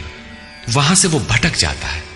इसलिए समत्व बुद्धि से योग का आचरण करें। ज्ञान मार्ग को भी श्री कृष्ण ने बुद्धि योग कहा था कि अर्जुन, ये बुद्धि तेरे लिए ज्ञान योग के विषय में कही गई। और यहां निष्काम कर्म योग को भी बुद्धि योग कहा गया।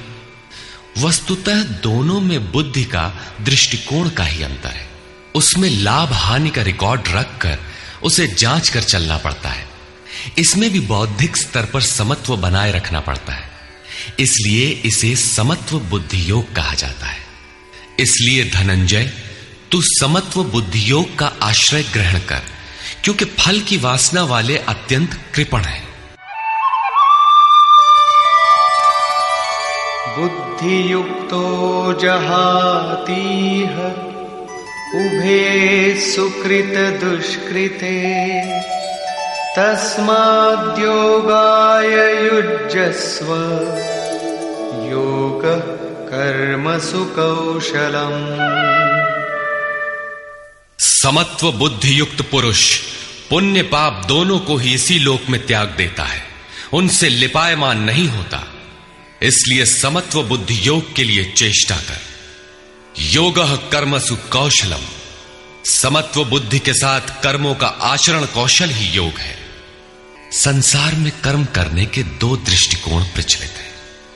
लोग कर्म करते हैं तो उसका फल भी अवश्य चाहते हैं, या फल न मिले तो कर्म करना ही नहीं चाहते।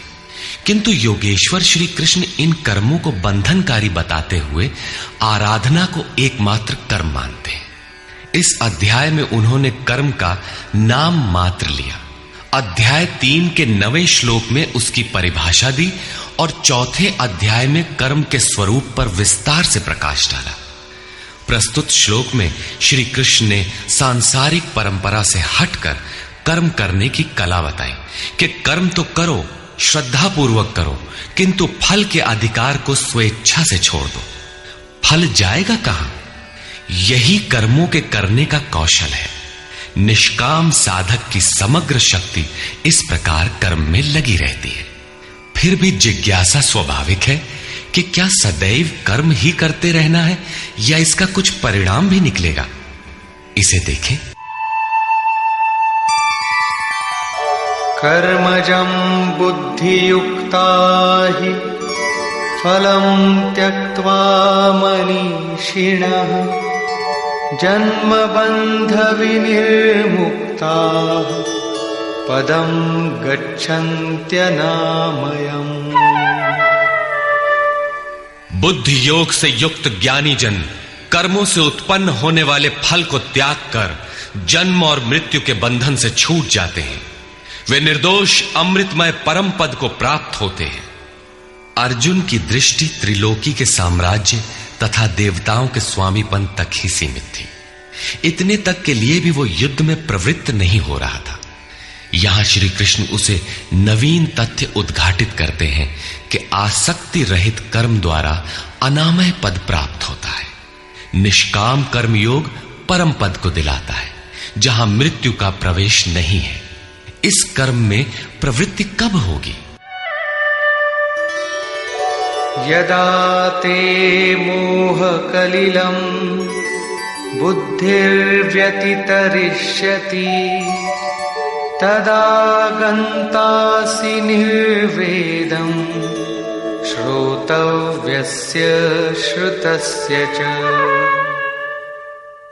जिस काल में तेरी साधक की बुद्धि मोह रूपी दलदल को पूर्णतः पार कर लेगी, लेश मात्र भी मोह न रह जाए, उस समय जो सुनने योग्य है उसे तू सुन सकेगा और सुने हुए के अनुसार वैराग्य को प्राप्त हो सकेगा, अर्थात उसे आचरण में ढाल सकेगा।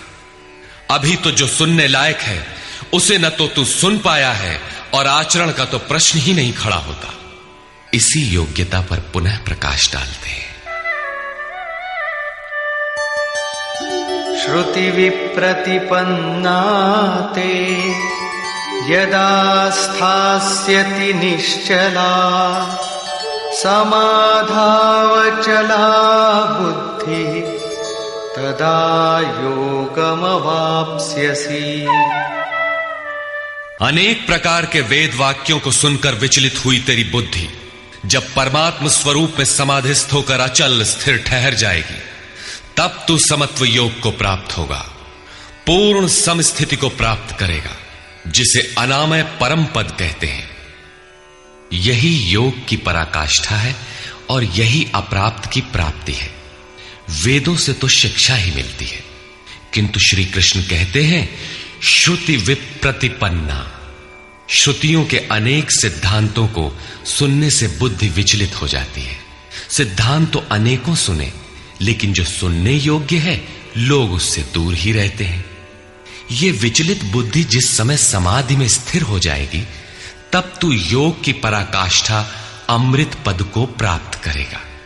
इस पर अर्जुन की उत्कंठा स्वाभाविक थी कि वे महापुरुष कैसे होते हैं जो अनामय परम पद में स्थित है, समाधि में जिनकी बुद्धि स्थिर है। उसने प्रश्न किया। अर्जुन उवाच।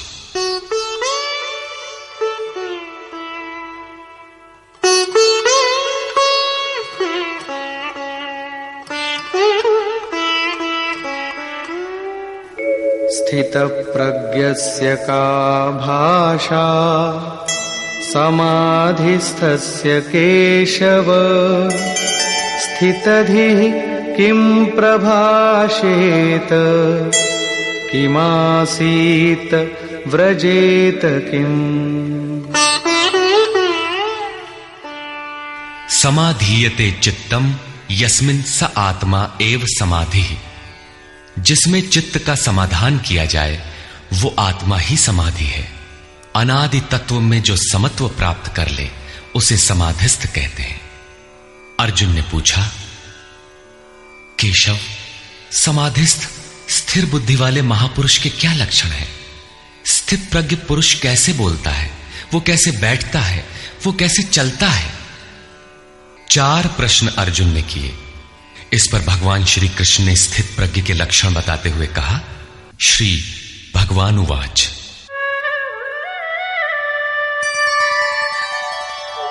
प्रजहाति यदा कामान् सर्वान् पार्थमनोगतान् आत्मन्येवात्मना तुष्टः स्थितप्रज्ञस्तदुच्यते।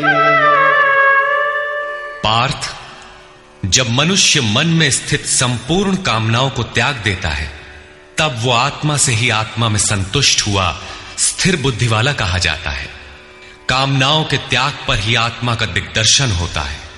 ऐसा आत्माराम आत्मतृप्त महापुरुष ही स्थित प्रज्ञ है। दुःखेष्वनुद्विग्नमनः सुखेषु विगतस्पृहः वीतरागभयक्रोधः स्थितधीर्मुनिरुच्यते। दैहिक, दैविक तथा भौतिक दुखों में जिसका मन उद्विग्न नहीं होता, सुखों की प्राप्ति में जिसकी स्पृहा दूर हो गई है तथा जिसके राग, भय और क्रोध नष्ट हो गए हैं, मननशीलता की चरम सीमा पर पहुंचा हुआ मुनि स्थित प्रज्ञ कहा जाता है। उसके अन्य लक्षण बताते हैं। यः सर्वत्रानभिस्नेहः तत्तत्प्राप्य शुभाशुभम् नाभिनन्दति न द्वेष्टि तस्य प्रज्ञा प्रतिष्ठिता। जो पुरुष सर्वत्र स्नेह रहित हुआ, शुभ अथवा अशुभ को प्राप्त होकर न तो प्रसन्न होता है और न द्वेष करता है, उसकी बुद्धि स्थिर है। शुभ वो है जो परमात्म स्वरूप में लगाता है, अशुभ वो है जो प्रकृति की ओर ले जाने वाला होता है। किंतु स्थित प्रज्ञ पुरुष अनुकूल परिस्थितियों से न प्रसन्न होता है और न प्रतिकूल परिस्थितियों से द्वेष करता है, क्योंकि प्राप्त होने योग्य वस्तु न उससे भिन्न है और न पतित करने वाले विकार ही उसके लिए है। अर्थात अब साधन से उसका अपना कोई प्रयोजन नहीं रहा। ऐसा व्यक्ति स्थित प्रज्ञ कहा जाता है। यदा संहरते चायं कूर्मोऽङ्गानीव सर्वशः इन्द्रियाणीन्द्रियार्थेभ्यः तस्य प्रज्ञा प्रतिष्ठिता। जिस प्रकार कछुआ अपने अंगों को समेट लेता है, ठीक वैसे ही ये पुरुष जब सब ओर से अपने अंगों को समेट लेता है तब उसकी बुद्धि स्थिर होती है। खतरे को देखते ही कछुआ जिस प्रकार अपने सिर और पैर समेट लेता है, ठीक इसी प्रकार जो पुरुष विषयों में विचरती हुई इंद्रियों को सब ओर से समेटकर हृदय देश में निरोध कर लेता है, उस काल में उस पुरुष की बुद्धि स्थिर होती है। किंतु ये तो एक दृष्टांत मात्र है। खतरे का एहसास मिटते ही कछुआ तो अपने अंगों को पुनः फैला देता है। क्या इसी प्रकार स्थित प्रज्ञ महापुरुष भी विषयों में रस लेने लगता है? इस पर कहते हैं, विषया विनिवर्तन्ते निराहारस्य देहिनः रसवर्जं रसोऽप्यस्य परं दृष्ट्वा निवर्तते। इंद्रियों द्वारा विषयों को न ग्रहण करने वाले पुरुषों के विषय तो निवृत्त हो जाते हैं, क्योंकि वे ग्रहण ही नहीं करते, किंतु उनका राग नहीं निवृत्त होता, आसक्ति लगी रहती है। संपूर्ण इंद्रियों को विषयों से समेटने वाले निष्काम कर्मी का राग भी परम दृष्टवा, परम तत्व परमात्मा का साक्षात्कार करके निवृत्त हो जाता है। महापुरुष कछुए की तरह अपनी इंद्रियों को विषयों में नहीं फैलाता। एक बार जब इंद्रियां सिमट गईं तो संस्कार ही मिट जाते हैं, पुनः वे नहीं निकलते। निष्काम कर्मयोग के आचरण द्वारा परमात्मा के प्रत्यक्ष दर्शन के साथ उस पुरुष का विषयों से राग भी निवृत्त हो जाता है। प्रायः चिंतन पथ में हठ करते हैं। हठ से इंद्रियों को रोककर वे विषय से तो निवृत्त हो जाते हैं, किंतु मन में उनका चिंतन राग लगा रहता है। ये आसक्ति परम दृष्टवा परमात्मा का साक्षात्कार करने के बाद ही निवृत्त होती है, इसके पूर्व नहीं। पूज्य महाराज जी इस संबंध में अपनी एक घटना बताया करते थे। गृह त्याग से पूर्व उन्हें 3 बार आकाशवाणियां हुई थी। हमने पूछा, महाराज जी आपको आकाशवाणी क्यों हुई, हम लोगों को तो नहीं हुई?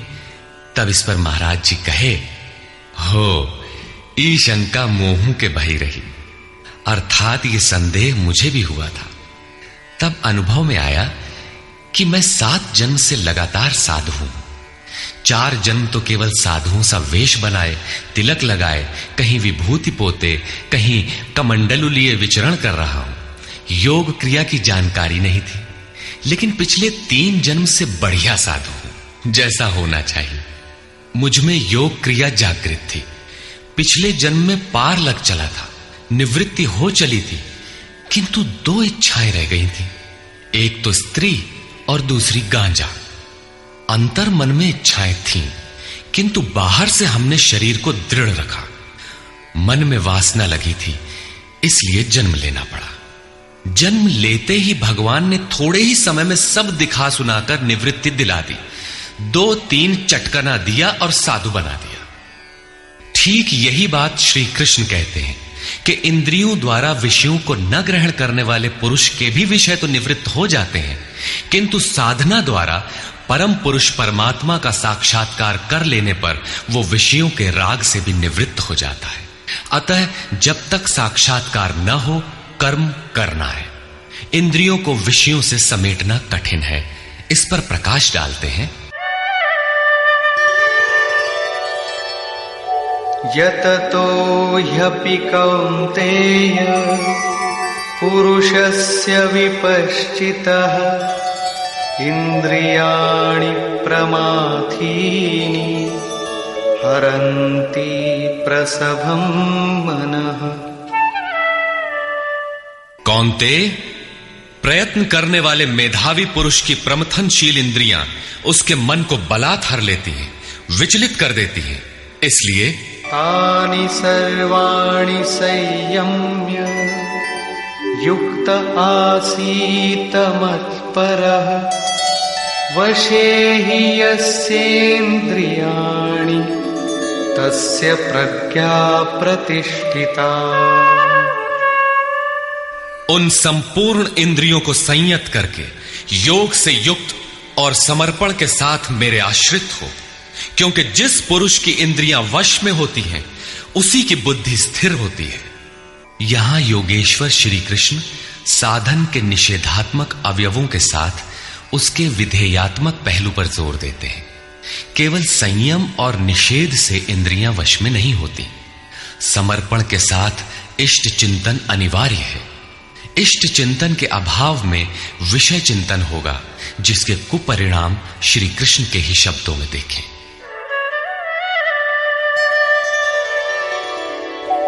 ध्यायतो विषयान् पुंसः संगस्तेषूपजायते संगात् संजायते कामः कामात् क्रोधोऽभिजायते। विषयों का चिंतन करने वाले पुरुष की उन विषयों में आसक्ति हो जाती है। आसक्ति से कामना उत्पन्न होती है। कामना पूर्ति में व्यवधान आने से क्रोध उत्पन्न होता है। क्रोध किसे जन्म देता है?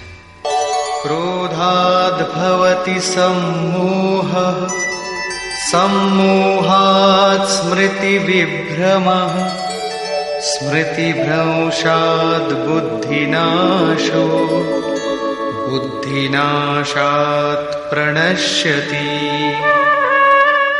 क्रोध से विशेष मूढ़ता अर्थात अविवेक उत्पन्न होता है। नित्य अनित्य वस्तु का विचार नहीं रह जाता। अविवेक से स्मरण शक्ति भ्रमित हो जाती है, जैसा अर्जुन को हुआ था। भ्रमतीव च मे मनः। गीता के समापन पर उसने कहा, नष्टो मोह स्मृतिर्लब्धा। क्या करें क्या न करें इसका निर्णय नहीं हो पाता। स्मृति भ्रमित होने से योग परायण बुद्धि नष्ट हो जाती है और बुद्धि नाश होने से ये पुरुष अपने श्रेय साधन से च्युत हो जाता है। यहां श्री कृष्ण ने बल दिया है कि विषयों का चिंतन नहीं करना चाहिए। साधक को नाम रूप लीला और धाम में ही कहीं लगे रहना चाहिए। भजन में ढील देने पर मन विषयों में जाएगा। विषयों के चिंतन से आसक्ति हो जाती है। आसक्ति से उस विषय की कामना साधक के अंतर मन में होने लगती है। कामना की पूर्ति में व्यवधान होने पर क्रोध, क्रोध से अविवेक, अविवेक से स्मृति भ्रम और स्मृति भ्रम से बुद्धि नष्ट हो जाती है। निष्काम कर्म योग को बुद्धि योग कहा जाता है, क्योंकि बुद्धि स्तर पर इसमें विचार रखना चाहिए कि कामनाएं न आने पाए, फल है ही नहीं। कामना आने से यह बुद्धि योग नष्ट हो जाता है। साधन करिय विचारहीन मन शुद्ध होए नहीं तैसे। विचार आवश्यक है। विचार शून्य पुरुष श्रेय साधन से नीचे गिर जाता है। साधन क्रम टूट जाता है, सर्वथा नष्ट नहीं होता। भोग के पश्चात साधन वहीं से पुनः आरंभ होता है जहां अवरुद्ध हुआ था। ये तो विषयाभिमुख साधक की गति है। स्वाधीन अंतःकरण वाला साधक किस गति को प्राप्त होता है? इस पर श्री कृष्ण कहते हैं, रागद्वेष वियुक्तैस्तु विषयानीन्द्रियैश्चरन् आत्मवश्यैर्विधेयात्मा प्रसादमधिगच्छति। आत्मा की विधि को प्राप्त प्रत्यक्षदर्शी महापुरुष राग द्वेष से रहित वश में की हुई अपनी इंद्रियों द्वारा विषयान चरण, विषयों में विचरता हुआ भी प्रसाद मधिगच्छति, अंतःकरण की निर्मलता को प्राप्त होता है। वो अपनी भाव दृष्टि में रहता है। महापुरुष के लिए विधि निषेध नहीं रह जाते। उसके लिए कहीं अशुभ नहीं रहता जिससे वो बचाव करे, तथा उसके लिए कोई शुभ शेष नहीं रह जाता जिसकी वो कामना करे।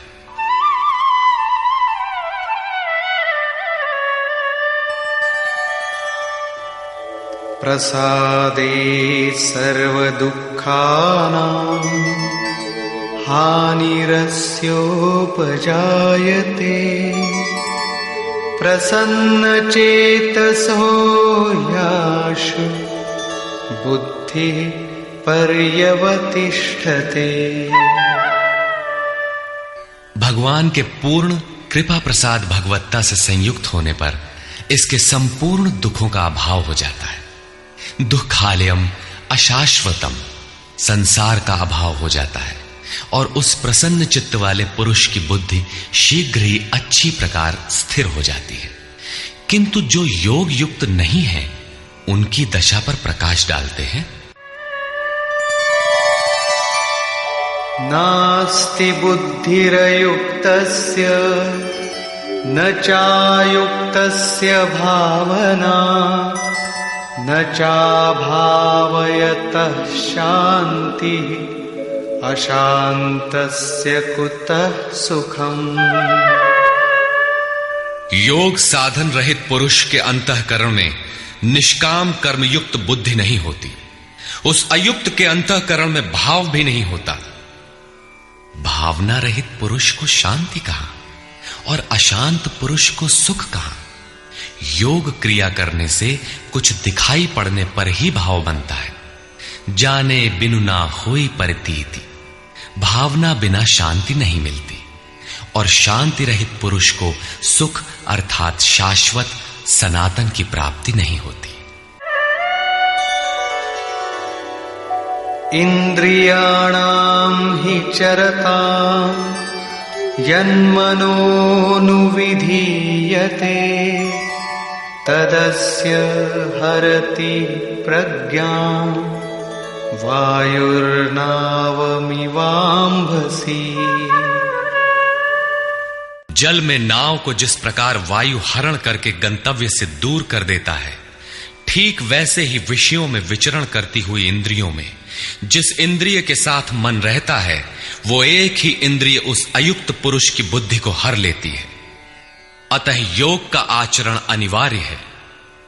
क्रियात्मक आचरण पर श्री कृष्ण पुनः बल देते हैं। तस्माद्यस्य महाबाहो निगृहीतानि सर्वशः इंद्रियाणीन्द्रियार्थेभ्यः तस्य प्रज्ञा प्रतिष्ठिता। इससे हे महाबाहो, जिस पुरुष की इंद्रियां इंद्रियों के विषयों से सर्वथा वश में की हुई होती हैं, उसकी बुद्धि स्थिर होती है। बाहु कार्य क्षेत्र का प्रतीक है। भगवान महाबाहु एवं आजानुबाहु कहे जाते हैं। वे बिना हाथ पैर के सर्वत्र कार्य करते हैं। उनमें जो प्रवेश पाता है या जो उसी भगवत्ता की ओर अग्रसर है, वो भी महाबाहु है। श्री कृष्ण और अर्जुन दोनों को महाबाहु कहा गया है। या निशा सर्वभूतानां तस्यां जागर्ति संयमी यस्यां जागृति भूतानि सा निशा पश्यतो मुनिः। संपूर्ण भूत प्राणियों के लिए वो परमात्मा रात्रि के तुल्य है, क्योंकि दिखाई नहीं देता, न विचार ही काम करता है, इसलिए रात्रि सदृश है। उस रात्रि में परमात्मा में संयमी पुरुष भली प्रकार देखता है, चलता है, जागता है, क्योंकि वहां उसकी पकड़ है। योगी इंद्रियों के संयम द्वारा उसमें प्रवेश पा जाता है। जिन नाशवान सांसारिक सुख भोग के लिए संपूर्ण प्राणी रात दिन परिश्रम करते हैं, योगी के लिए वही निशा है। रमा विलासु राम अनुरागी तजत बमन जिमि जन बड़ भागी। जो योगी परमार्थ पथ में निरंतर सजग और भौतिक ऐषणाओं से सर्वथा निष्प्रिय होता है, वही उस इष्ट में प्रवेश पाता है। वो रहता तो संसार में ही है, किंतु संसार का उस पर प्रभाव नहीं पड़ता। महापुरुष की इस रहनी का चित्रण देखें। आपूर्यमाणमचल प्रतिष्ठम् समुद्रमापः प्रविशन्ति यद्वत् तद्वत् कामायं प्रविशन्ति सर्वे स शान्तिमाप्नोति न कामकामी। जैसे सब ओर से परिपूर्ण अचल प्रतिष्ठा वाले समुद्र में नदियों के जल उसको चलायमान न करते हुए बड़े वेग से उसमें समा जाते हैं, ठीक वैसे ही परमात्मा में स्थित प्रज्ञ पुरुष में संपूर्ण भोग विकार उत्पन्न किए बिना समा जाते हैं। ऐसा पुरुष परम शांति को प्राप्त होता है, न कि भोगों को चाहने वाला। भयंकर वेग से बहने वाली सहस्त्रों नदियों के स्रोत फसल को नष्ट करते हुए, हत्याएं करते हुए, नगरों को डुबाते हुए, हाहाकार मचाते हुए बड़े वेग से समुद्र में गिरते हैं, किंतु समुद्र को न 1 इंच ऊपर उठा पाते हैं और न गिरा ही पाते हैं, बल्कि उसी में समाहित हो जाते हैं। ठीक इसी प्रकार स्थित प्रज्ञ महापुरुष के प्रति संपूर्ण भोग उतने ही वेग से आते हैं, किंतु समाहित हो जाते हैं। उन महापुरुषों में न शुभ संस्कार डाल पाते हैं न अशुभ। योगी के कर्म अशुक्ल और अकृष्ण होते हैं, क्योंकि जिस चित्त पर संस्कार पड़ते हैं उसका निरोध और विलीनीकरण हो गया। इसके साथ ही भगवत्ता की स्थिति आ गई। अब संस्कार पड़े भी तो कहां? इस एक ही श्लोक में श्री कृष्ण ने अर्जुन के कई प्रश्नों का समाधान कर दिया। उसकी जिज्ञासा थी कि स्थित प्रज्ञ महापुरुष के लक्षण क्या है, वो कैसे बोलता है, कैसे बैठता है, कैसे चलता है। श्री कृष्ण ने एक ही शब्द में उत्तर दिया कि वे समुद्रवत होते हैं। उनके लिए विध निषेध नहीं होता कि ऐसे बैठो और ऐसे चलो। वे ही परम शांति को प्राप्त होते हैं, क्योंकि वे संयमी हैं। भोगों की कामना वाला शांति नहीं पाता। इसी पर पुनः बल देते हैं, विहाय कामान्यः सर्वान् पुमांश्चरति निःस्पृहः निर्ममो निरहंकारः स शान्तिमधिगच्छति। जो पुरुष संपूर्ण कामनाओं को त्याग कर निर्ममः, मैं और मेरे के भाव तथा अहंकार और स्पृहा से रहित होता हुआ बरतता है, वो उस परम शांति को प्राप्त होता है जिसके बाद कुछ भी पाना शेष नहीं रह जाता। एषा ब्राह्मी स्थितिः पार्थ नैनां प्राप्य विमुह्यति स्थित्वा स्यामन्तकालेऽपि ब्रह्मनिर्वाणमृच्छति।